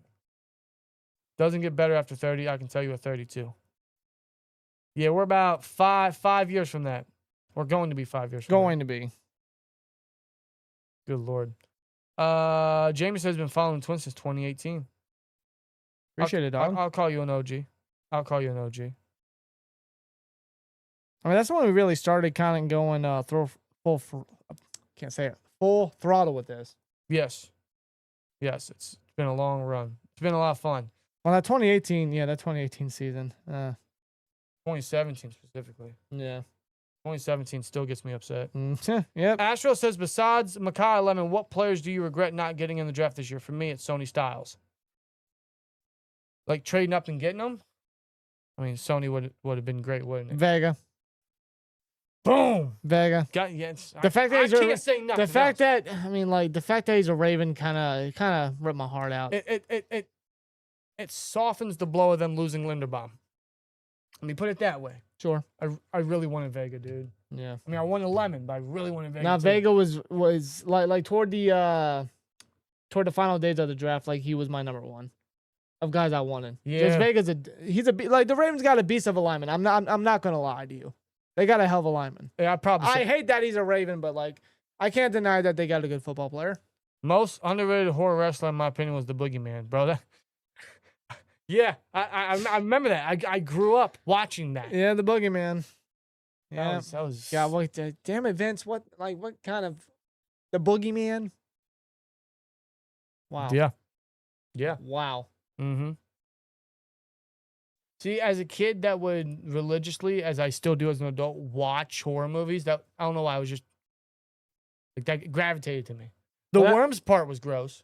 Yeah, that we didn't need that, but I mean, like that was the ruthless aggression era. I mean, they just literally came up with ideas out the blue, out the wazoo. Billy Maher says when Big Ben gives his Hall of Fame speech, it's really gonna hit me that my childhood is over. That man is first ballot, no doubt about it. If he's not first ballot next year, we have an issue. And here's the thing, like, yeah, you're gonna have all these other guys that could be first ballot next year, like Gronk and AP, which are definitely first ballot guys. You also forget Bill Belichick wasn't first ballot this year. If he don't get in the second year, we need to have a discussion about the Hall of Fame committee. Yeah, we do. You got all these guys coming in as potential first ballot, Ben being one of them. Brady would have definitely been in if he stuck to his initial retirement. But Ben should absolutely get in next year. He needs to. And my dream, which I know is not going to happen, but let me dream here. My dream is that Ben and Hines going together. That'd be awesome. Regardless, I'll be there. Yep. I'm going to be in Gotta camp. be. That's my quarterback. Yep, that's Big Ben. That man needs to be enshrined next year, no doubt about it. Whenever he deserves it. whenever he goes in, we will be there. I am not afraid to admit I cried. I cried on stream when he took that final knee at Hines. We both did, dude. We both did. It's one of those moments I'll never forget. That was one of the most emotional nights as a Steelers fan, and I still remember losing to the Packers. Yeah. God, that pissed me off. I just hate that 2010 defense didn't get the prize. If there was a defense that could have won it was that one. Wait, Chris Johnson Jr., Clemson? Wait, really? Steel Oil says Chris Johnson Jr. Really? For real, still? For real? Is this true? It is. Clemson Tiger. Look at that. Wow. Look at that. Wow. It's just never going to stop, is it? No. By the way, shout out to Chris Johnson. Of course, man. Shout out to Chris Johnson, man. That's it's an unfortunate situation. Oh, it's sad news, but like he's fighting, dude. He's fighting. They got a strong support system. He's got a strong support system, and everybody's doing everything for a good cause. The ALS Ice Bucket Challenge, it was very popular 12-something years ago. Yeah. 10-something years ago. Now they're bringing it back. I saw Coward do it, which was awesome. Yep. Roger Goodell did it, and that's the only time I liked Goodell because he actually showed some personality. Yep. It's a hell of a cause. It's a hell of a fun thing to get involved with. Yeah. I think it's pretty cool, man. Shout out to Chris Johnson. Ben might not make it first ballot due to the off-field issues. I could think of so many players that could have the same thing. I'm not going to go there. Well, I know Le'Veon Bell and AB, they're also candidates to get in. They won't be first ballot. AB, if we're being all right, this is going to be a discussion. AB, What did I do? should be a first ballot receiver. That might be a hot take, but listen, as someone that watched every single catch, every single yard, every single touchdown from 2013 to 2018, that was a legacy run that will never, ever, ever, ever be replicated because Topped. It's a different league. We don't have quarterbacks like Ben no more. We don't have receivers that have that kind of work ethic and that hustle and that mindset like AB had. There's no denying that nobody could guard AB. Maybe one, and that was Richard Sherman. I remember that Seahawks game in Seattle. And that's how good Richard Sherman was. Yep, in his prime. But like everybody else just could not manage to stop AB. Chris Harris of the Broncos did not give up a single touchdown for 2 years. AB got 2 touchdowns and over 130 yards on that game. He, in my opinion, should absolutely be first ballot. But we know he's not going He's not going to, because can you imagine him on that stand in his current condition? What's he going to say? What's he going to do? It's just They're not going to do that. It's one of the reasons T.O. didn't get into it. Yep. He was a head case. He was a drama case. Drama queen. AB right? out of everybody. Like when you look at the divas and the head cases of receivers, AB tops that. And just like all the cases that he's been involved with off the field and whatnot, it's a lot. It's a lot. It's a handful. More than a handful, honestly. It's 2 handfuls. It's like, I don't know when he goes in, but there's no doubt that if he never lost his mind, first ballot, 100%. 100%. It's not even a discussion. Yeah. He was like that. Like, for those that may not have seen it, he was like that. He was. The most talented receiver I've ever laid my eyes on. His work ethic and his consistency was unmatched. Nobody could match it. No. You could lay out a number of receivers within those 2010s. There was a lot. There was D-Hop. There was Julio. There was A.J. Green. There was Calvin Johnson for a little bit, right? Megatron. But even Larry Fitzgerald had a good couple years in the 2010s. yeah, with Carson Palmer, but nobody matched the consistency and the work ethic of Antonio Brown. No. Nobody. It was just perfect duo. It's unbelievable. Astro says, y'all heard what LaShawn McCoy, Shady said about Big Ben not being worthy of the Hall of Fame. Of course you'd say that. Did he say that? That's the Harrisburg getting to him. Believe me, folks from Harrisburg aren't smart. They're not the brightest. They're not. Shout out to him for getting out, because it's not easy. But clearly, the smarts didn't go with him. Let's put it that way. Shady always saying some off-the-wall shit. I mean, he's known to do that. I mean, that's shady for you. How's he not Hall of Fame worthy? How is Big Ben not Hall of Fame worthy? He is 6th all-time, I believe 6th all-time in passing yards. Yeah. Well, just a man of that size and athletic ability to move like that and just be so intelligent and smart and literally work with any freaking wide receiver group. Like, even in his later years, he had Deontay Johnson, Chase Claypool, Juju. It's like, where are those guys at now? Like Ben, even in his later years, and we know Ben was pretty much out of his prime. His arm was weak. But 2021 Ben was a tough watch. Ben still somehow, I don't know how Ben did it, but Ben still made it work. By the way, where is Juju? Giant. When did that happen? He became a Giant. That was in the offseason. I want to say that was like May or June. When the hell did that was happen? when the Giants signed like 3 different receivers that they brought in for workouts. Let me end this poll, by the way. Including Odell. That was the day they signed Odell. Oh. It was Odell, it was Juju, part. and some other receiver. I can't freaking remember. I missed that part. Yeah, he's a New York Giant, yeah. Wow. So Juju can honestly say that he has worked under Mike Tomlin, Bill Belichick, Andy Reid, and John Harbaugh. He can hang his hat on that resume, yeah. Good for him. I mean, shit. Good for him. Crazy. Yeah, Calvin Austin's there too. Yeah, he is. God, they're taking everybody.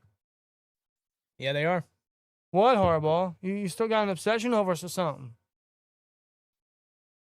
Still salty that Tyler Luke couldn't make that damn field goal.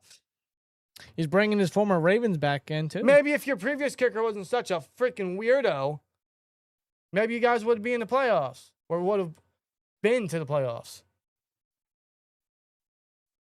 Now he's with the Giants, which is a good spot for him.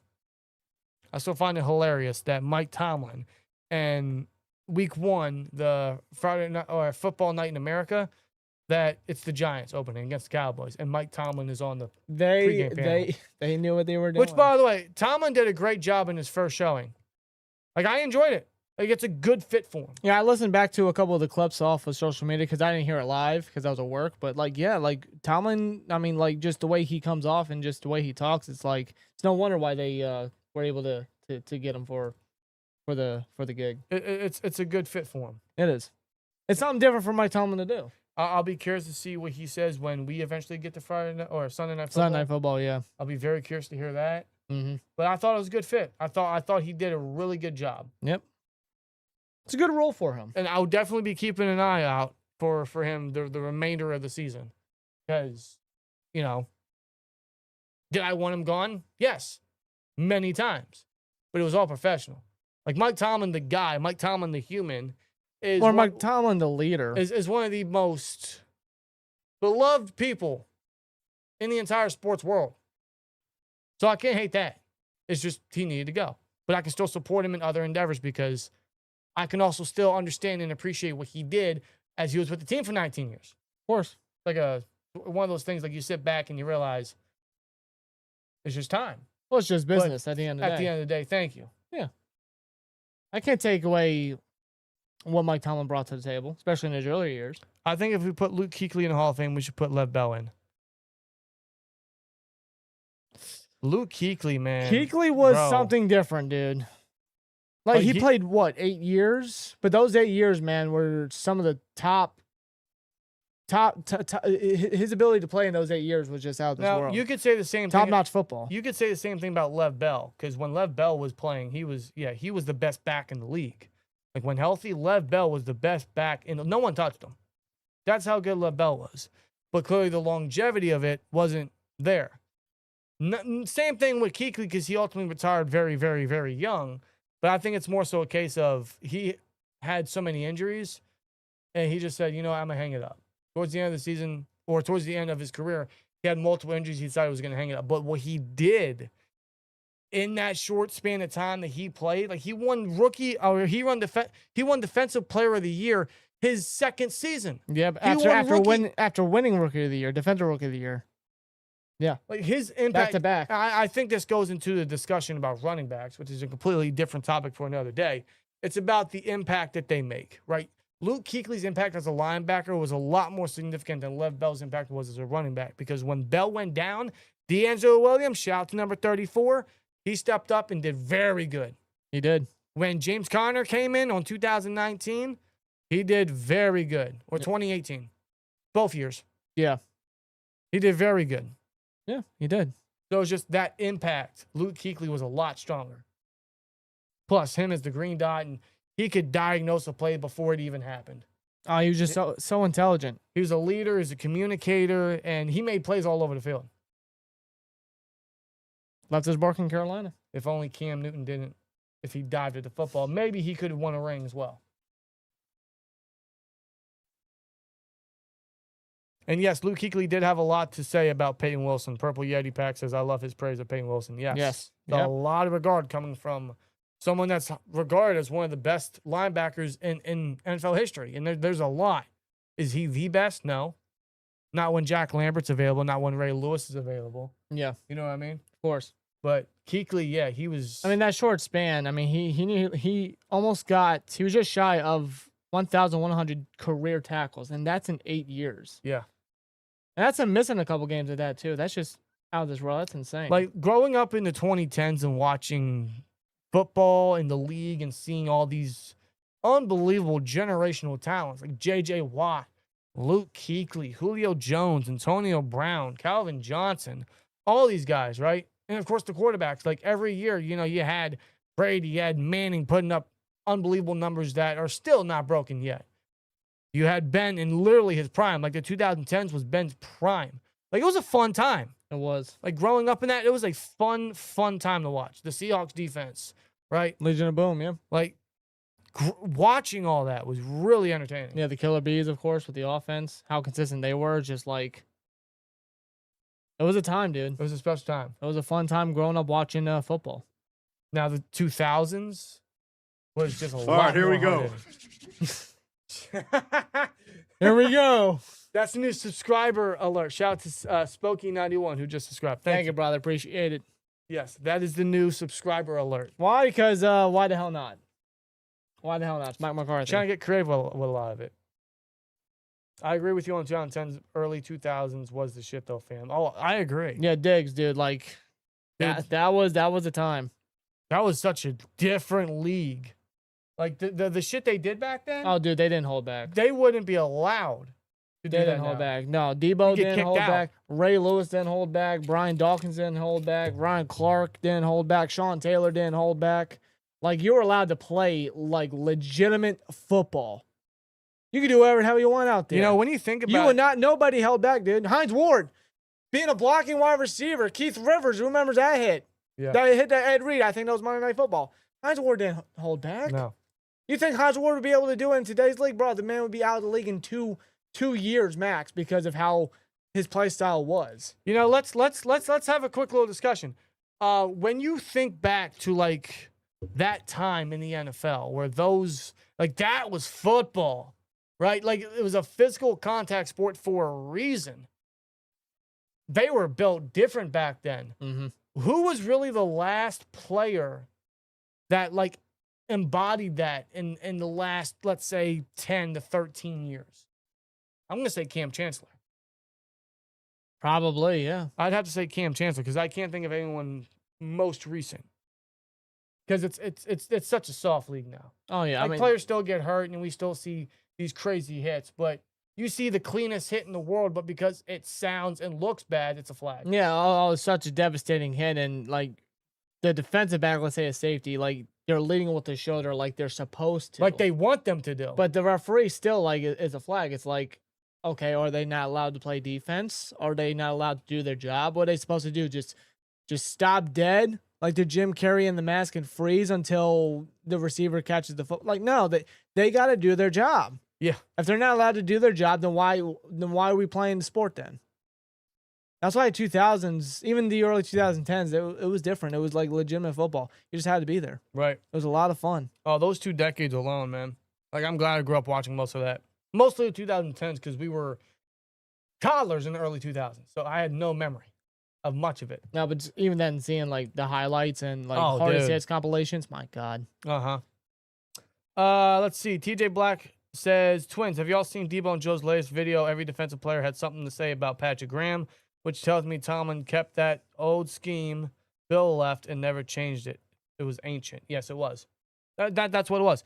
It was a very Tampa defense that Tomlin ran and never adjusted anything. No, just same old, stale, ordinary, just no change whatsoever. I find it funny that a lot of these players are coming out and saying what a lot of us fans have been saying for years is that there's no creativity. Like they're held back because there's no adjustments. They're not moving players around. They're not adjusting anything. Not just moving players around, but like not giving players proper opportunities. Like how many times was Nick Herbig not utilized in many games last year? Like I think that Ravens Sunday Night Football game, the last regular season game, I think he only had 6 snaps. Now he made the most of it with 2 big massive plays in those games, but it's just like Nick Herbig only 6 sacks in prime time or 6 reps. Snaps. 6 snaps. My God, he might Manifested. he might this year. You never know. But like 6 snaps in primetime game where we got to make the postseason. Right. It's just the utilization of the players is just like, what are we doing? Right. White Buffalo says, ready for football. I'll be back tomorrow and ready to follow along for another season with y'all. Cheers. Cheers to that with my Miller Lite. Cheers, brother.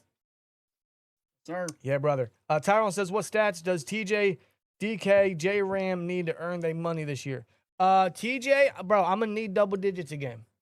DK, I'm going to need 1,100 yards. 1,200 max. Okay, yeah, I'll live with that because there's a lot of bodies to feed. I'm going to need at least 1,100 yards from you. I want to see 9 to 10 tutties from DK. J-Ram,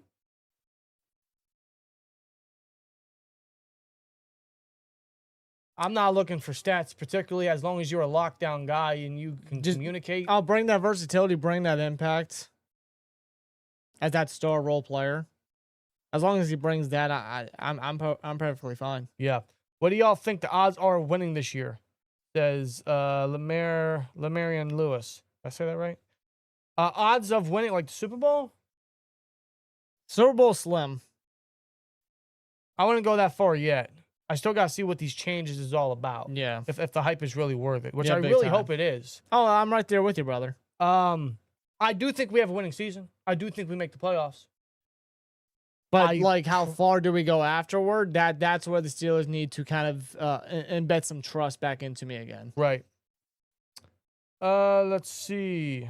Remember that game with Lev Bell versus the Bills in the snow? That was insane. Yeah. Yeah, Bell's best game, bro. All right, I'm gonna say this off the rip. I don't know for certain. Rob, please search it up and confirm. I'm gonna say off the rip, see if my memory serves me correct. I think he had 236 rushing yards. I could be wrong. I could be right. Rob, please confirm. I don't know why that number always stuck with me. I could be wrong. I know 284 is AB versus the Raiders in 2016. I know that.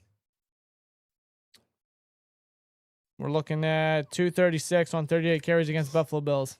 Told you. There you go. I'm a fucking nerd, man. I ain't afraid to admit it. 3 rushing touchdowns in that game, too. Yes. He literally carried us in that game. If y'all had made Mount Rushmore for the Steelers, who you got? Ooh. Oh, God. We get Oh, this- God. ooh. Dude, this is... We get this question every now and then. Every now and then, I mean, like, it's always, like... Well, number one's a lock. You can't go wrong with either, right? Number one's a lock. 3, 2, 1. Joe Green. You're supposed to say it with me. Well, you know what? I didn't. Joe Green. No doubt about it. Joe Green. Joe Green's number one. Greatest Steeler of all time. Number 2. Now, are we talking players or just like everybody? Coaches, owners? Like, all right, let's stick with players. Let's make it easy. Let's go with players. We'll go Joe Green. I gotta go Franco because if it wasn't for him, none of this happens. Yep. So Joe Green, Franco.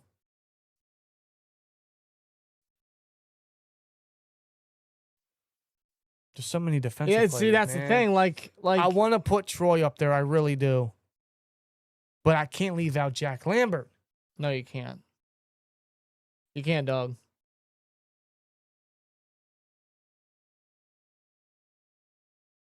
Really makes you think.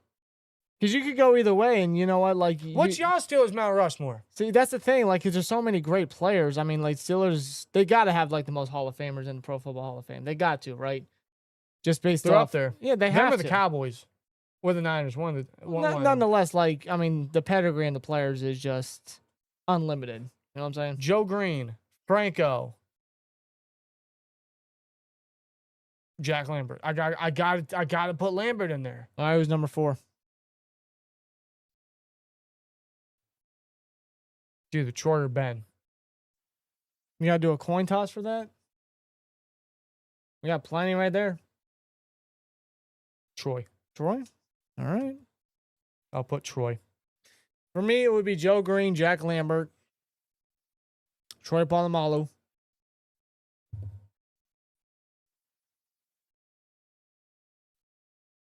I feel like Franco should be up there. In my opinion, he's got to. I mean, Ben's got to be up there, right? I mean, like... Larry Foote. Nathan says Larry Foot. Larry Foot. He was a good player, but come on. You got to put up Mel Blount, though, dude. Yeah. Jay Quest says he thought Troy was number 1. Joe Green's the greatest Steeler of all time. Y'all want to talk about old school football player that hit Ryan Clark? Yes. Yes. Yes. And I really want to get his jersey. I do because Billy, I you love the ain't way kidding. he played. I'll never forget Ryan Clark. He laid the hammer on Wes Welker during the Patriots Oh, he game. hit him on everybody. But, like, especially Wes Welker. Like, he turned Wes Welker inside out. Troy Polamalu actually said a prayer. Yep. He said a prayer right on that field. My goodness. Yeah, I agree with what Astro said. Steelers have too many goats to be just 4. You can't really go wrong with, like, whatever player you go. Like, if somebody were to come up, like, everyone's Mount Rushmore for the Steelers is vastly different. I don't think you could argue with either one. Cody Kuhn says Mean Joe Green, Mean Joe, Lambert, Ben, Troy. There you go. You know, Rod Woodson, too. Nathan says, Damn. Nathan says, where is the sound effect at? Yeah, why didn't the sound effect hit? McCarthy. Ain't doing your job. The glitch? Boki says his was a 5-minute delay. Yeah, I don't know if this is like a super chat or immediate. I I don't know why the subscription. It should come up. No. The subscription should work because it always did with Rocky Blyer when he said the Steelers suck. Yeah. So why ain't McCarthy doing his little hand thing? Which that's the $20. In fact, here I'll read it out to you. Where's the list at? What, the Super Chats? Okay. The $2 one is Aaron Rodgers flipping the double bird because I just think it's funny. $3 one is diarrhea poop. 3 because of Russ. 5, Ramsey, he weak as fuck. 6, shout to Duck Hodges. 7, our previous Super Chat thing from 2 years ago that irritated everybody. It is back. 8 is Rob doing the spin. You saw that earlier. 9 is Chris Boswell. The Jason thing. Chi, cha, cha, cha, whatever he says. $9.50 is actually a scene from The Waterboy regarding Bill Cowher. I know what that one is. Yeah, okay. $10 one is Santonio Holmes. 13 is the ingredients to a hot dog. The reason why it's 13 is because Tomlin had 13 playoff appearances. 15 is Coach T and one of his Tomlinisms. 19 is we do not care because 19 non-losing seasons. $19.95, so $19.95 is Carr putting the Polaroid image in the ref's pocket. Infamous moment. Versus the Vikings. $19.72 is the Immaculate Reception because that's the year it happened. Mm-hmm. $20 is Rocky Blyer. 22 is who they think gonna beat them Bengals. The reason why that's 22 is because Bill Carr beat the Bengals 22 times in his career. Ah, okay. I see what you're doing there. $25 is the 25th pick of the 2016 draft. Although I'm thinking about replacing that with Ryan Clark. I don't know yet. Franco is 32. Fumble Fitz is 33. Why you gotta put that up there? $50 is Jeremy Hill fumbling. Shout out to Ryan this year. And 51 is Nick Herbig.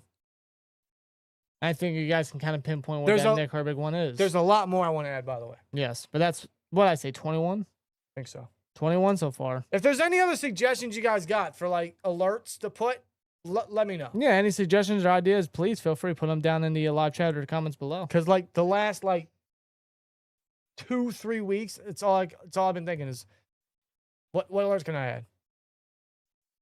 Danica up there. Stagier, Troy, AB, Shays would have easy made Hall of Fame. Still sad to this day. Yeah. Yeah, for sure. Yeah, man, that still upsets me. Yeah, man hadn't even hit his prime yet. No, man, he was already one of the best in the league, man. He was like Fred Warner before Fred Warner hit the league. Hey, listen, man, the man's able to walk. That's what matters at the end of the day. Yes, hope he's happy. Keep the Steelers suck sound effect. It's here. It's here. It's here. Kenny Pickett, Chuck Clark, Artie Burns, Dan Moore. Why are we bringing up bad Steelers? Let's not go down that path. I thought we were having a good time, chat. Why are we bringing up bad Steelers? Will Howard will throw a touchdown pass to Jeremy Bernard tomorrow, says Nathan. I like that attitude. You know what? Manifest it. I want to see it. That would be pretty cool, yeah. Do y'all remember the Vance McDonald stiff arm? Yes, versus the Bucks. Chris Conte. He didn't play a snap afterward. Yeah, Vance McDonald, in the words of Chiseled Adonis, put him in the shadow realm. Yes. Chris Conte never recovered. And Cam Hayward's reaction to it is just priceless. By the way, shout out to Chiseled Adonis because what he's been doing on his channel the last several days, since Sunday, really, has been an unbelievable breakdown of such an awful situation where there are absolutely zero heroes in any circumstance of what the hell went down. Yeah. Chiseled Adonis is breaking it down so well. Plus, he's an awesome content creator and Steelers fan who makes a lot of great points in regards to the Steelers. A lot that I agree with. Oh, damn straight. We've been avid listeners to Adonis for a number of years now, and, you know, like, he's really grown his channel and his brand and whatnot. Got a big following on all social platforms, so good for him. So shout out to Chiseled Adonis. And, yeah, like, the breakdown of what he's been doing is, like, I've been listening to it pretty much every day, you know, with him talking about it. It's like, the breakdown is just, like, it's great. Like, he really breaks down pretty much literally everything regarding the whole situation. Yes. Like, he's put a lot of time and investment into it, and he's knocking it out of the park. Yeah, he is. He's an awesome creator, man. There's been a few guys that truly changed the team in my lifetime. They hadn't, or around them where the stadium just felt different. Big Ben, Troy Bettis, and Hines Ward, says Michael Galbraith. Yeah, for sure. You know, unfortunately, I never got to see Hines play in person, nor did I see Troy. nor did I see really anybody No, outside. I didn't even get to see our first and actually our only Steelers game thus far. Which is probably going to change this year. Was the Titans game and Ben's second to last home game in 2021. Yep. Ben's last rushing touchdown happened in that game. Yep. We at least got to see Ben play at least once. And they introduced Cam, they introduced TJ. That was the same game that TJ broke the sack record for the team. Yep.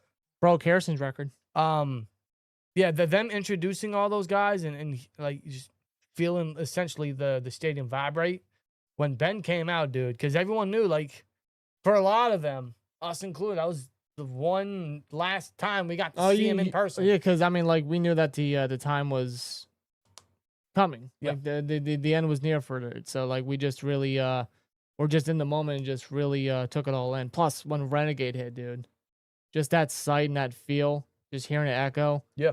And then that was one of the times I would say recently where the defense actually took advantage of the damn song when they played it. And I remember Taco Charlton, when our edge depth wasn't the greatest, but he deflected the pass off Tannehill, and Joe Schubert intercepted the pass. Yeah. Took it back for a little bit. I actually have that still on film on my phone. Yep. I still have that clip. Yep. It's a hell of a moment. It is. And just, again, the roar of the crowd. Because, I mean, the Steelers were obviously still in the run for the playoffs, so... And just the atmosphere is just something I'll never forget. Back in the Heinz Field days, man. It's still Heinz Field. We got, yeah, it always will be. But we got to get back. Yes, we do. We got to get back. We are really considering going to the Browns game November 1st. Yeah. That would be the game before the Steelers bye week. Yes. We are highly considering going to that game. Totally down for it, dude. And we will let you know if we do. And the decision has been made pretty much ASAP. We pretty much got 2 months to do it. Maybe 3 technically. Yeah. But 2.5 months. Let's just me in the middle. By the way, why is everyone mentioning all these, like, bad players in the chat? Are we trying to have, like, a contest of who can name the worst player? Someone mentioned Mike Mitchell. Astro says, I think Mike Mitchell was the last hard hitter we had on our team. Yeah, but that hurt us more than it helped us because that's all he tried to do was hit instead of wrap him up. I remember that Bengals playoff game when A.J. McCarron started that game. I remember Mike Mitchell missing the tackle on A.J. Green, dude. I thought that was it.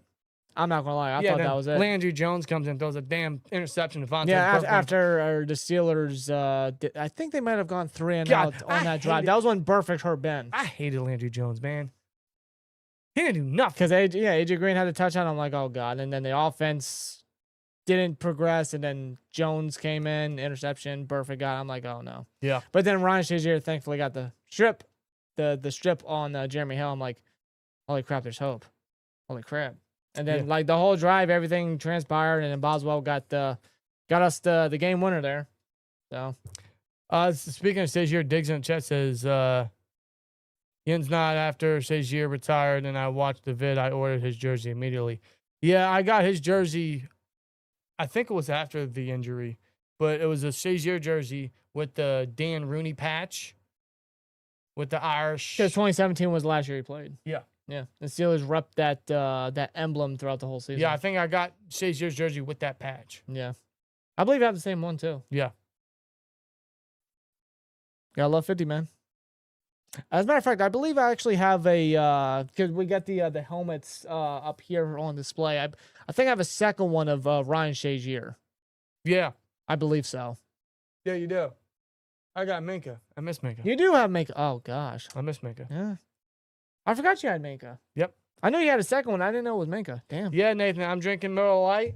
I got Banquet and Bush Apple. Bush Apple. Out there. You got plenty of Bush Apple. Yeah, I got 5 cases. I'm saving you it for... You ain't running out anytime soon. Diggs, I saw one clip of Robert Pattinson. What's his name? Robert Pattinson. Is that his name? Chris Hansen.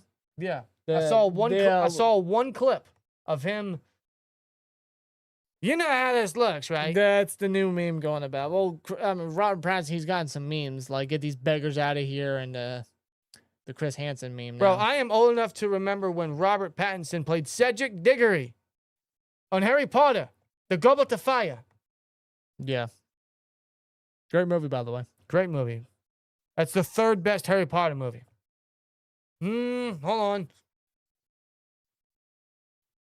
Maybe the second. See, I can't really put it in order because I would have to take the time to really sit down and rewatch the whole It's a lot of movie time. series because I haven't seen it since I was like maybe a young teenager. You know what I'm saying? So like as a young adult still, like I feel like I have to sit down and take the time to kind of invest in the series again to kind of get a better understanding. Well, once chilly weather comes around, Hey, I'm down. that's the perfect time to put that I'm movie down. on. I always liked, like, my favorite was always Chamber of Secrets. Same. Just something about it. It was always fun. That's my It number was one. a fun ass movie. Spocky says, I listen to 4 Steelers pods a day. So happy I found a 5th in you guys. Don't know why y'all never popped up. Well, I'm glad you found us. And welcome. I appreciate it, brother. Welcome to the channel. Yeah, hope to keep you along, man. Is it just me or J Ram gives me Charles Woodson vibes? Yeah. Yeah, a little bit. Well, funny enough, he idolized him How could you not? He was a generational guy. big time. Did he make the Hall of Fame last year? Was that last year? It was last year, 2 years ago. One Something of like those. that. Yeah. Spocky says, you guys lucky. I've been to only 2 games living on the West Coast. Saw Byron Leftwich and Mike Vick down in San Diego on Monday night when Bell ran in with 4 seconds. Yeah, I'm not Wildcats. Wow. Really? Mike dude? Vick Yeah, throws you a- were there, man? Mike Vick throws a bomb to Marcus Wheaton for a tutty. One of the few we got that game.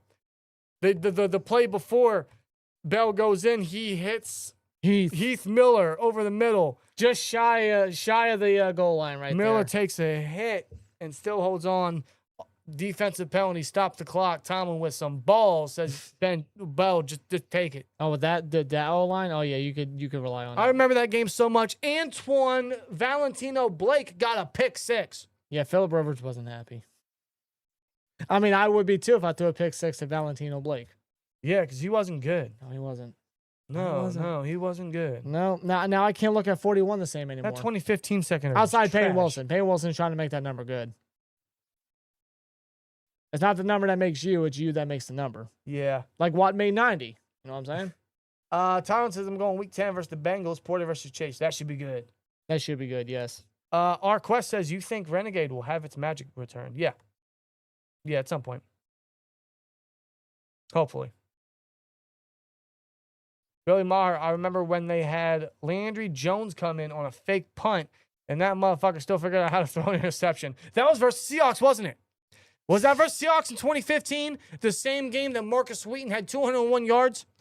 The most ever on that defense? Do I gotta check the scoreboard? Because I can real quick. I bet you I can even name the player that picked it off. Was it Jeremy Lane? Yeah, that's a forgotten name.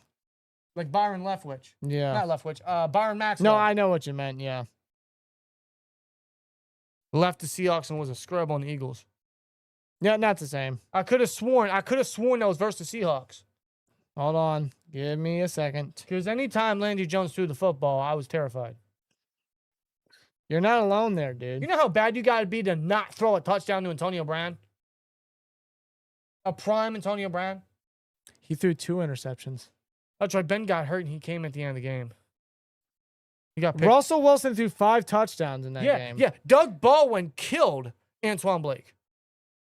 Doug Baldwin, 6 catches, 145 yards, 3 touchdowns. Jermaine Kearse had 2 touchdowns. Marcus Wheaton, 9 catches, 201 yards, 1 touchdown. The most against the Legion of Boom defense. Yep. I remember that game vividly. Let's see here. Jeremy Lane. Yeah, the Seahawks had 4 interceptions because Ben threw 2 at the same time. Jeremy Lane, Richard Sherman, Ty Bob Rubin, that's a D lineman, and Cam Chancellor. Wow. Yep. Wow. Jay Quest says, I've been a fan of your podcast since before the 2 of you were born. Thank you. Thanks, man. You saw the vision before we even knew what we were doing. Yeah, that's the real vision right there. Yeah, buddy. Are you guys doing any scouting for next year's draft? Yeah, once the college games start hitting, which should be very soon. Yeah, I'll definitely be doing a lot of scouting, mostly with the quarterbacks because that's probably what we're going to be selecting next year. Hopefully this class is actually living up to This upcoming class at that. Yeah. Because last year's, I guess this past year's class going into last year's college season had some hype. It was supposed to be better No, than yeah. the 2024 draft class, and then it just ended up being pretty much similar, if not worse. Yeah. Well, it was one of those things where it was also unrealistic for certain guys to go out. Yeah, because people are already anticipating, oh, Arch Manning's going to be there and Julian Sands going to be declaring. It's like, it's a little too soon for those guys. Yeah. Or even the Oregon quarterback. What's his name? Oh, Dante Moore, Yeah, there you go. who's on top of my list. Like, I'm not saying he's my number one, but he's on top of the list because he had a really good year last year. Also, can't forget about, what is it, South Carolina, Sellers? Yeah, Lenore Sellers. Yeah. Yeah, he's got a high ceiling. He just needs to stay in the damn pocket and read a defense. Yep. So many times last year, he's got a great arm. We know he can run the ball. He's a tough quarterback. He's very elusive. Stop running. Stay in the pocket. That's all I ask from you. Stay in the pocket and go through your progressions. Yeah. If you can't do that, you're not going to go far. Look at Justin Fields. I mean, pretty much. I mean, come on. We've seen it too many times with these quarterbacks where they're like, oh, my God, let me just run because I can run. Like, no, bro, stop running. Like, you're not a run-first guy. Showcase your talent with your arm. That's why I respect Lamar Jackson a little bit. Is he inaccurate? Yeah, at times, especially in the deep ball. Pretty inaccurate when it comes to that situation. Is he clutch in the playoffs? No, he's not. But I remember when he was coming out of Louisville, like, oh, he's got to move the running back. He's got to move the receiver. And he's a 2-time MVP. Yep. Probably should be 3, but he's a good quarterback. So I got to respect Lamar in that aspect because he actually sat in the pocket. He doesn't bail all the time like he used to. He's grown as a quarterback. That comes with good coaching. That just comes with them trying to better themselves. That's why he's an elite quarterback. No lies. Now, is he going to get the Ravens what they've been looking for? I think that window is really, really closing. Well, with Harbaugh, it was always closed because if they couldn't do it in the year where they broke the rushing record as a team, I don't think they're ever going to do it. And then they had that strong defense, and they just couldn't do it. Like they had, what's his nuts as DC? The Seahawks head coach. Yeah, I know what you're talking about. McDonald. Mike McDonald. There you go. They had him as DC, and they still couldn't do anything. So at that point, I'm like, yeah, they're never going to win. Now they got Jesse Minter, who's another strong defensive coordinator. I think he's what they need. I still hope they don't succeed. But I don't know if Lamar's that guy. I know for some players and some quarterbacks and some coaches, it takes a while. Like, look at Bill Cowher. It took him forever. Then he finally got it. No, I'll say this. I mean, I feel like Lamar has definitely tried everything he's done. It's just, you look at the Bills' playoff exit 2 years ago, right? Like, Mark Andrews had 2 bad mistakes. He fumbled, lost it, and then dropped a 2-point conversion. Yeah. Zay Flowers, I think it was the Chiefs' AFC Championship game. I think that was the previous year. He fumbled at the goal line and the constant, like ball security and whatnot. So it's not all entirely on Lamar Jackson. I feel like Lamar's far from perfect, but Lamar is going out there. He's trying to connect with his targets. He's trying everything he can. It's just the defense is failing him. His weapons are failing him. And you have a second-year kicker who's now probably going to have trauma from missing the game winner against the Steelers. Oh, every time he goes for a kick, that's going to be flashback. And apparently I saw he kind of missed a couple kicks in Ravens training camp. He did. So, I mean, like, I know kickers are going to have their good days and bad days, but for the Ravens' sake, they better hope that Loop doesn't keep that up. I think the Ravens are they're not underrated. I think the Ravens are overrated. I just don't know if Lamar has it in him. Like, he's a great quarterback. I just don't know if he has it in him to take them to that next level because he's had how many chances? Well, with a new coach and he has no more excuses. A new era now with Jesse Minter. I mean, like, this is really where it's going to tell the tale for Lamar as he gets older. He has no more excuses. By the way, Zay Flowers' contract, highly overpaid. Oh, my God, dude. Like, I know we complained about giving DK $33 million and then him making mistakes last year. Bro, you are giving this guy over $100 million guaranteed. I'm not saying Zay Flowers sucks, because he doesn't. They finally struck with a first-round receiver. He's good. He's really good. That 1,000-yard receiver that they drafted at that. He's really good. But is he $108 million good? No. That's a heavy overpay. But I guess when you finally strike one, you want to keep him forever, so. I mean, the Ravens, I mean, they experimented. They tried and just could not land somebody. So I guess when you finally do, it's just like, you know what? fuck it, we'll keep you. I guess. No matter the cost. So, but that's the Ravens' ordeal. That's what they got to deal with. B Mills. Sorry. B Mills says, what's up, Twins? Thinking about going to the Week 13 Sunday Night Football game versus the Texans for my yearly game this season. That'd be a good one. That would be a good one, yeah. That's actually right after the Friday night Black Friday game. Black Friday, yeah, that's right. That's still weird. Black Friday. It is. That's gonna be like 3 afternoon. It's 3 o'clock. That's good. It's just like being in a different realm, bro. I'm telling you right now, I'm calling off. I may or may not do some Black Friday shopping. I've already given my boss the heads up like 3 months in advance. Good. So I'll be sure to remind him periodically for sure. Dude, I got 1 sick day left. 1. That's where that's going. Use it wisely, brother. I am. My realistic guys for 2017 Steelers to get is Mensah, Sellers, and Maivia. Those are good options. As long as they take that next level, it's going to be an interesting year. Yeah. Much like last year's college season, I was really looking at the quarterbacks. Same thing with this year, especially more so now than ever, because I think it's almost confirmed we're going to go quarterback with the first pick next year. Let's hope we don't have the first overall pick. I'm saying first round. You know what I mean. I think that first overall pick's going to Arizona. 100%. Yeah.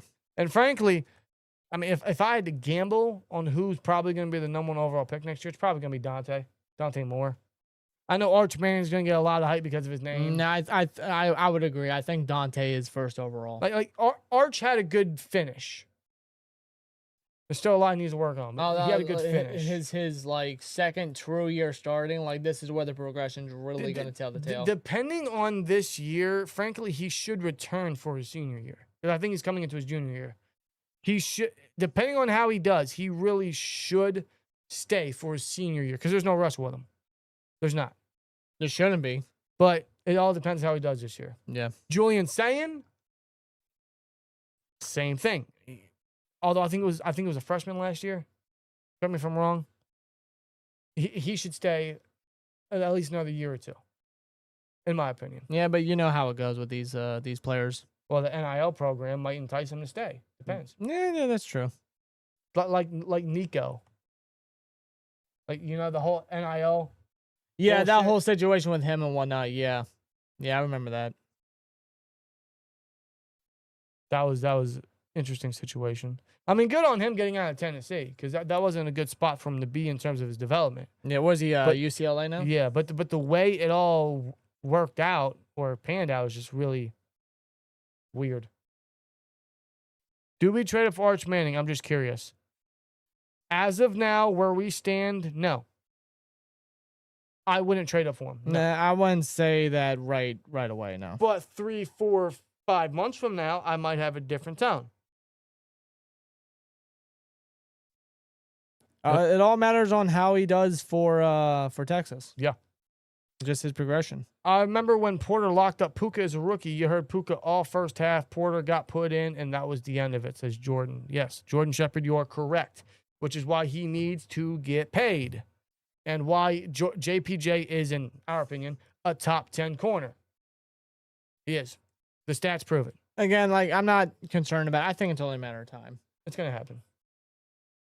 I think it happens before the end of preseason. I know Khan likes to get these things done like before camp. Hey, JPJ, he ain't doing nothing right now. Didn't Cam Hayward's ordeal last year with maybe money incentives? Wasn't that before the regular season? Yeah. After preseason? Yeah, I see something similar. Like well, that was a totally different reason. Well, yeah. He got maybe money. A little bit of it because they made the postseason.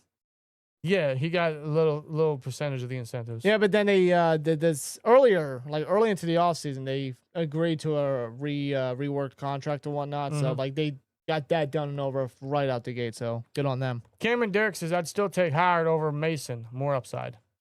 Well, at this stage, absolutely. Oh yeah, for sure. I would too. I mean, it's very likely Howard just turned out to be nothing more than just another Mason, probably a better backup. But yeah, I mean, there's that upside. I mean, with both quarterbacks, Mason's days are really numbered. Let's put it that way. Until Howard plays, we don't know if there is more upside. Mason is 8-5-1 as a Steelers starter. Should be 9-4-1, but we sat so many starters the second Browns game. Hope Howard beats them out, but it's not going to be easy, says Jordan Shepard. And you're right. It's not going to be like a gimme. You know what I mean? But hey, here you go. Like he has to earn it. Oh, yeah. That's just what it comes down to at the end of the day. Well, he's finally going to get that opportunity, man. Will Howard plays tomorrow. Tomorrow. It's his first game in, let me do the math, So saying January of 2025. 18 months. Damn. It's his first game in 18, I believe, 18 months. He hasn't thrown an official football pass pretty much as long as Kevin Owens has been out of pro wrestling. Pretty much. Damn. Yeah, because that game, his last game was the Natty Championship victory. Unlimited diarrhea. Unlimited. Billy with a 3. How am I going to explain Russ to my grandchildren? Just use that. Russ wasn't bad. Okay, let's be real. 2020, what was that, 2024? It wasn't bad. Russ wasn't bad. But Dan, did he cost us a lot of games? Nah. Russ was meh. Especially toward the tail end. He was meh. Arthur Smith didn't help. No, he didn't either. God. Then again, you saw his giant run. Like, you just knew Russ wasn't it anymore. Yeah. It just wasn't it. What date was it? Oh, it was January. Oh. January, yeah. Oh, so it was, okay, so it's more like 18 and a half months. Last time Will Howard played football was January 20th, 2025. Yep, 34-23 against Notre Dame. Beat that defense. Yeah, won the Natty Championship. His last pass was to Jeremiah Smith. Yep. Who was a freshman at the He time. threw 2 touchdowns in that game. Sure did. He beat Marcus Freeman. He's waiting a long time for this. Long time. Porter's the real deal, top 5. You could argue. You That's could absolutely debatable. argue. That's debatable. Top 5, definitely. Top 10, definitely. Top Top 5, 10. you could. I'd make the argument. You can make that argument. I'll settle with top 10. I'd make the argument. No one knows what Howard can be. He last played in college with 9 other first-round picks. He did. There was a stacked Ohio State group. Cannot deny that. Although Kyle McCord and Julian Sane couldn't do what Will Howard did, so just putting it out there. 6 in a row, right? What do you mean 6 in a row? Don't 6 follow. in a row. No. Don't follow. 6 in a row. I'm lost. Oh, you mean like 6 wins in a row? You must be replying to someone in the chat. Tyron says 2 questions. How much do you think JPJ worth in record predictions? I don't think I did record predictions yet. JPJ, I'm giving him first of all, what's the updated corner money? Isn't Trent McDuffie still the highest paid cornerback? No, I think it's Denzel Ward now Oh, is it? because he got a new contract, which was done, by the way. What's the Browns? Dude, what is with these? God Almighty! Yeah. You got the Ravens paying Zay Flowers $108 million, the most part, a wide receiver by a large margin.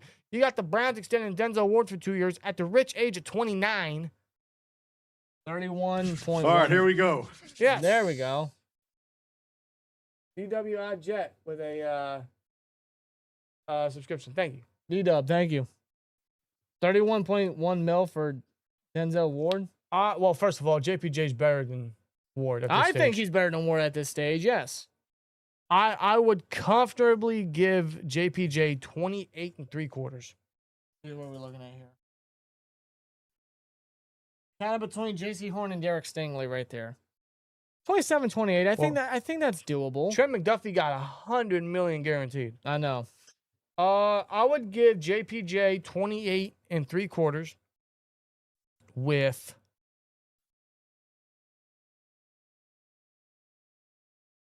We gotta keep in mind with the guaranteed money, Steelers don't really just throw out guaranteed money. that's like what that. I'm saying. Yeah. God, man, the guaranteed money's kind of rich up in here. Oof. Oof. That's crazy.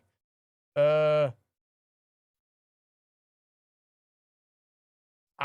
don't know if he'll go this cheap. 67 mil guaranteed. I'll take it as high as 78 mil guaranteed. I think that's reasonable, but damn, I didn't realize that the guarantees were that high. I mean, That's a lot. maybe the Steelers go the extra mile, give them 30 Oh, yeah, mil. 6 losses in a row. Yeah, Spokey, you're right, yeah. Was it 6 straight losses in a row with Russ? Yes, counting the postseason. The worst collapse in Tomlin's history. Yes, worse than 2020. Yes. That was an Dude, that was so bad. That was an awful collapse. Oof. How many yards for Bernard? You mean tomorrow or for the season? Tomorrow, I'm going to go a very humble 33. For the season, I'll be very happy if he gets 700. Because we got 2 other receivers to feed. Yeah. Nathan says, I saw you guys' reaction video on Pittsburgh to the draft, first round, when we're on the phone with Lemon until Eagles trade up in front of us. Yeah. Oh, I knew because we were watching on the Titantron, the little big old screen they got. Yeah. And I see, because it's Dallas, then the Steelers. And then I see the Eagles logo. I'm like, and I look at Rob. I'm like, oh, fuck. Yeah. Because all day we was talking to people. Many people. Met a lot of you guys out there. Mm-hmm. And a lot of us were like, yeah, we want Lemon. We want Lemon. Or we want Vega. Or we want Omar Cooper. Or this and that, right? Not once did Maxie Honchor's name come up because none of us were thinking tackle. Then the Eagles traded up, and I saw their logo. I said, oh, trade up, but trade up with the freaking Dallas Cowboys of all teams, a division rival. That's Jerry Jones. I know, but like, God, dude. Look at the money he just paid Quentin Williams. I know. Not saying like he's a bad player, but that's a lot of guarantees. Like you just said, it's Jerry Jones. He's just going to throw it out there. Yeah. Billy Meyer says, maybe I'm a casual, but why are Steelers fans so high on Will Howard like I expect him to compete to be a backup? I just don't think he's a franchise. I can't say he is or I can't say he isn't because we haven't seen anything. But I did like what I saw from him at Ohio State. He's one of the few quarterbacks of that dreadful class that I liked. There was actually 2 that caught my eye. It was Will Howard and it was Tyler Shough. Yep. That was it. I didn't like Shador because I didn't think his ceiling was high. I still think he's going to be nothing more than another Geno Smith. Jackson Dart, I didn't think he'd come up to speed as soon as he did, but I was really concerned with him not playing under center once at Ole Miss. Yeah. Clearly, that's not really affecting him right now, but Jackson Dart was a borderline first rounder. But I didn't want to invest in the first round quarterback at that time because we needed help at the defensive line, which is why I was so happy we got Derek Harmon. Not only that, just the development of a quarterback under Mike Tomlin, I just didn't have the trust. Did not. You're 100% correct. No, I didn't trust Tomlin to develop a quarterback. I didn't. Astro says, I have a theory. If we see no Will Howard during the regular season, we don't draft a quarterback next year. If he does, depending on how he does, we may or may not, to be determined. I think regardless, we're going to take a quarterback next year. And if it was up to the Steelers, I think they want 3 quarterbacks that didn't see a single bit of regular season action because that's a 3-way competition. It's an idea. It's a thought. It's a gamble. It's an experiment for sure. It's a gamble, but you got 3 guys that might turn out. You might fail on every single one of them on some Cleveland Browns nonsense. I don't know. Hopefully not. But maybe that's what the Steelers want. But if we see any bit of Will Howard or Drew Allar, again, it really depends on preseason because I don't know how they would do. Yeah. Or I don't know if they would give the Steelers enough confidence to be like, yeah, let's pass on them. And let's just go with the guy we've had. I think considering how stacked the quarterback class is or is anticipated to be for the draft next year, I think it would be, as of now, a mistake for the Steelers to pass up on a quarterback. Yeah. I think when it comes to a stacked quarterback class, like you got to take a chance. You can't let that slip. Cody Kuhn says JPJ's getting 30 mil plus. He won't settle for less. Probably not. I would top it at 28 and 3/4, 28.7 mil, 28.75 mil. That's just me. DW1 Jet says because us Steelers fans love yapping about quarterback 3, aka clipboard holder. If you want to yap about a clipboard holder, Landry Jones, where you at? What's he doing nowadays? He can stay away from Pittsburgh as far as I'm concerned. I agree. Spocky says 32 high, 28.5 max. Give him 50 to be happy, in my opinion. I can live with that. Hopefully he can too. I think for a first time extension for JPJ, I think that's doable. Would you pay JPJ $32 million? Says I'm happy. No, not yet. Like Rob stated, he's so young. For a first time contract or first extension. Yeah, I don't think you need to throw that much money for a first year extension. I don't. Even at the cornerback position, I don't think you need to throw that much. And I'm pretty sure the second time around, let's say JPJ, lives up to the extension and then earns himself a big payday. I'm pretty sure by that time, whenever that time is, the yearly cost is going to be even crazier. Probably close to 40 because the cap keeps going up. Yeah. I mean, running backs are now just starting to see $20 million. You know what Lev Bell fought for? Now they're finally seeing $20 million. All these contracts are getting really crazy. Well, you see Jeremiah Love and his guaranteed, his full contract is fully guaranteed. That's the most that a running back's ever getting. The guy hasn't played an NFL snap yet. That's insane. The Cardinals just said, yeah, you can take the money. $53 million guaranteed. Think of all the generational or running backs that have come out of college. Bro, Gibbs didn't even get $53 million guaranteed. Not even Shaquan. God, man. And Shaquan out of Penn State. Oh, yeah. Oh, yeah, dude. Now, clearly, that was even Todd Gurley, but clearly the cap wasn't even close to what it was. No, but just the recent extensions. Gibbs got an extension. Jonathan Taylor got an extension. Bijan Robinson just got an extension. None of them have even touched the guaranteed money that Jeremiah Love's gotten. Right. None. Jamie says, I think Steelers would work with 28, 29, 50 guaranteed. I think that'd be a great contract. I think that'd be a home run contract. I think that's doable.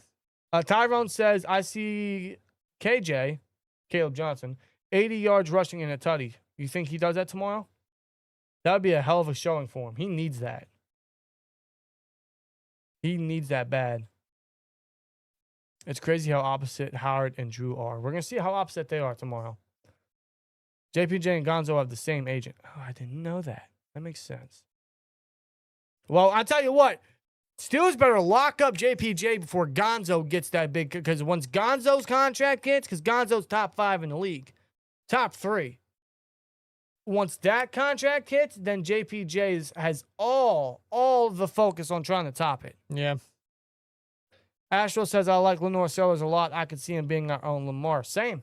As long as he can get down the focus of reading a quarterback and going through his progressions and, again, standing in the pocket and just learning the game. That's the one thing I want to see most of him this year is the ball snap. Sellers drops back. 2 seconds later, he's rolling out to the right. No, don't do that. Stay. That's why have an offensive lineman at that time? Really. Imagine us investing so much into the offensive line. I'm sure a lot of the linemen are going to be getting long-term extensions down the road, and then what's the point if Sellers just going to run out the left side or run out the right side? It's what? Why are we paying these linemen then? Well, at that point, going to run. At that point, it'd be very predictable because then you'd just be running bootlegs all the damn time. Yeah. Let's not do that. No. For Sellers, talented guy, a lot of potential, but just work your way in the pocket. I'm very excited for a lot of the quarterback class. Sellers has always been at the top of my list, though. Yeah. Can't deny the potential. Can't. JPJ might ask for a trade? No. Nah, he don't seem like that kind of guy. I feel like if that were to be the case, that would have happened by now. Yeah. I don't get that inkling that he would ask for a trade. Nah, me neither. Joshua Malu says, we're back, baby. Yes, we are. In fact, it'll be game day in about 6 minutes. Yep, 6 minutes till midnight over here. Gonzo waiting for Porter so he can top his contract. Yeah, I wonder how that conversation goes with the agent. Who's the agent trying to get the contract to first? Or are they telling the agent, hey, get this guy first? Get this guy first. Yeah, I don't know. The way they conduct business, trying to leverage themselves. JPJ will be franchise tagged before he goes anywhere. He's not going to sit at with his pop's advice. Like dumb as fuck Bell did. Yeah, Bell, I get what Bell fought for, but he did it in the dumbest way possible. As a running back in your prime years, who at the same time was coming towards the tail end of the running back expectancy. Why are you wasting a year? Like, who does that? Well, listen, Bell's acknowledged that he made a mistake. He messed up. Like he chose the Jets and Adam Gase over the Pittsburgh Steelers. Yeah. Yeah, he did. You know, Adam Gase is still coaching. He is? Where is he now? I think he's with the Chargers. He's with what? He is the passing game coordinator for the Chargers. It is his first time coaching. Oh, anything. he's back in the NFL. Yes, his first time coaching since being fired by the Jets in 2020. Yes. Yes. What? By the way, you know who is also part of that same coaching staff that I just found out a couple days ago? Who? Sean Spence. That's Sean Like Spence? the linebacker. That's Sean? Wait, he's coaching? Yeah, he is the linebacking coach for the Chargers. Are you serious? Yeah, Sean Spence is in coaching. Really? And he's coaching linebackers. Good for him, I guess. Yeah. All right, that's hey, listen, you learn something new every day.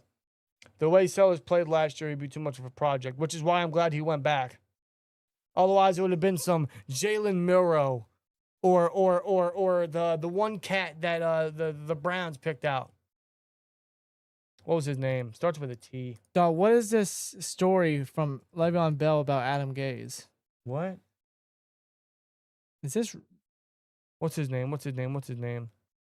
Taylor Green. It'd be very similar to that. okay? Like, yeah. Yeah, Taylor Green at Arkansas. Yeah, Sellers didn't want that. It was very smart he went back. yeah. No, I'm just reading the story about Le'Veon Bell. He caught Adam Gase in his office with a white substance. Yeah. Yeah, Bell said that earlier this year. Yeah. What the fuck? Yeah. All right, as Chisel Donis would say, that's a violation. Yeah. Throw the flag at the camera. Red There's card, that's a there's an violation. actual quote from Le'Veon Bell right here. You want me to read it? No. All right. I mean, it's nothing like crazy, Go but ahead. Go ahead. pretty ahead. much. All right. So pretty much the background is back in April 27 of this year, Bell made an accusation regarding Adam Gase, saying that he saw him using cocaine in his office more than once. He said, and I quote, "I'm like, bro, I ain't just walking the office and see my coach snorting coke. It wasn't just one time. That's That what booger sugar. That's what it did, though. Everybody knows that. That's what he did, but it was just crazy to me to actually see him doing it. I heard all the stories and shit." End quote. Okay. You know what? I don't know how I came across that, but all right. Based off how he reacted during his opening presser where he was announced as head coach and he's looking around, that explains a lot. Yeah, I find that extremely believable. So you know what? Wow. As far as I'm concerned, that is true of Le'Veon Bell. And yeah, he's with the Chargers. God bless. Justin Herbert's fine. Justin Herbert's good. Well, I'm not drafting anyone from the Chargers this year. Say that right now. Offensively, I wouldn't. McConkey did a lot for me in his rookie year. I'm staying away from that now.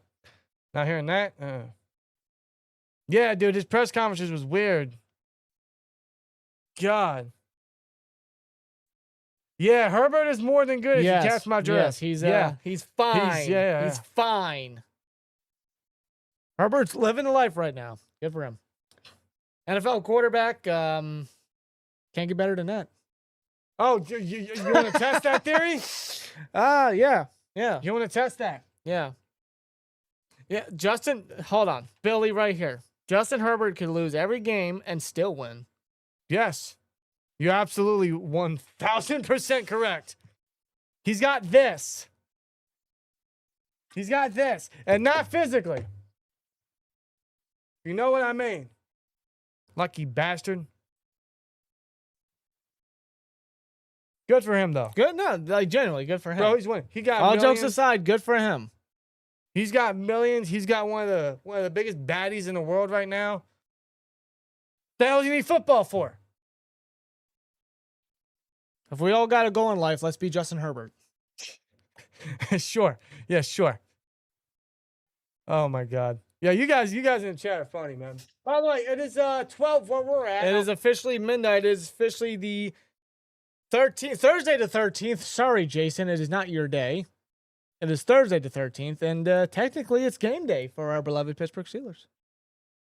Officially. You can actually say that. Yes. I said that last time I said that was probably the playoff game. God, man. Versus yes. Texans. It is officially game day. You are correct. We can actually say that. And although we still need to get some sleep, we are still one sleep away from watching Steelers football. We are still, do the math. Let's say roughly 18 and a half, 19 hours till we get to see Mason Rudolph throw the football. We're all more anticipated for Will Howard and Drew Allar. So I think that's a great thing. It is game day.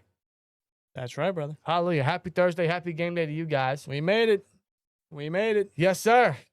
Well, with that being said, I think we're going to close the stream, man. Right over midnight. Really wanted to get over to game day to celebrate early game day with y'all. So happy you guys could be here for it. Thank you guys for tuning in for a live stream to discuss much of the preseason for tomorrow and the next couple weeks. But I'm just glad it's here. The wait's over. Yeah, we still got to wait a couple extra hours. Whoop-dee-do. Once those hours pass by, we can finally get to see what all this training camp fuss is about regarding so much. The quarterback position, the receivers, the offensive line, everything as it pertains to the future and the now change that is needed for the Pittsburgh Steelers. That makes me very excited. That's still crazy to actually take in and believe, bro. Like when we watch the game tomorrow night and see who's gonna Football's be back. holding the playbook on the sideline, it's gonna be somebody different. It is. You're right. Yeah. You know, Just to take it in a little bit. Dan, you know? you had to settle me down. Well, right it's there. it's just a fact. You know, just I know. You know, I didn't look at it that way. But now you got to prepare yourself. All you got to prepare. I didn't even yourself. look at it I that didn't got to way. prepare myself. Believe me, I'm right there with y'all. But it's just like, yeah, God, it's one of those bittersweet things. You know, like it's like, Damn. listen, the change was necessary, but it's just like you still got to take it in. It's like when Ben retired, and we fortunately had Mitch start week 1. don't mention that. But it's just like, damn, like he's not here no more. One of those things you kind of have to let set in a little And bit. get used to. Yeah. Maybe these 3 weeks will be a good trial run. We'll see. How Yeah, it goes. we'll see about it. It starts technically tonight. Yes, it does. Thank you guys for joining us. You guys enjoy the rest of your night. Enjoy the rest of Diarrhea your. poop. Unlimited diarrhea. Unlimited. Thanks, Billy, with a 3. Says goodnight, boys. Thank you. Thank you. Hopefully tomorrow is not diarrhea poop. Hopefully we don't get enough of that. So you guys, you guys enjoy. What a way to end it, man. Holy God. You guys enjoy yourselves. Thank y'all for tuning in, and we'll see you in tomorrow/tonight for the first watch along of the season. So You got it. we'll catch you then. Thank you guys so much. See you in the next one. Here we go, Steelers. And as always, like, comment, subscribe, and we'll see you later. Peace! Son of a bitch, it is game day.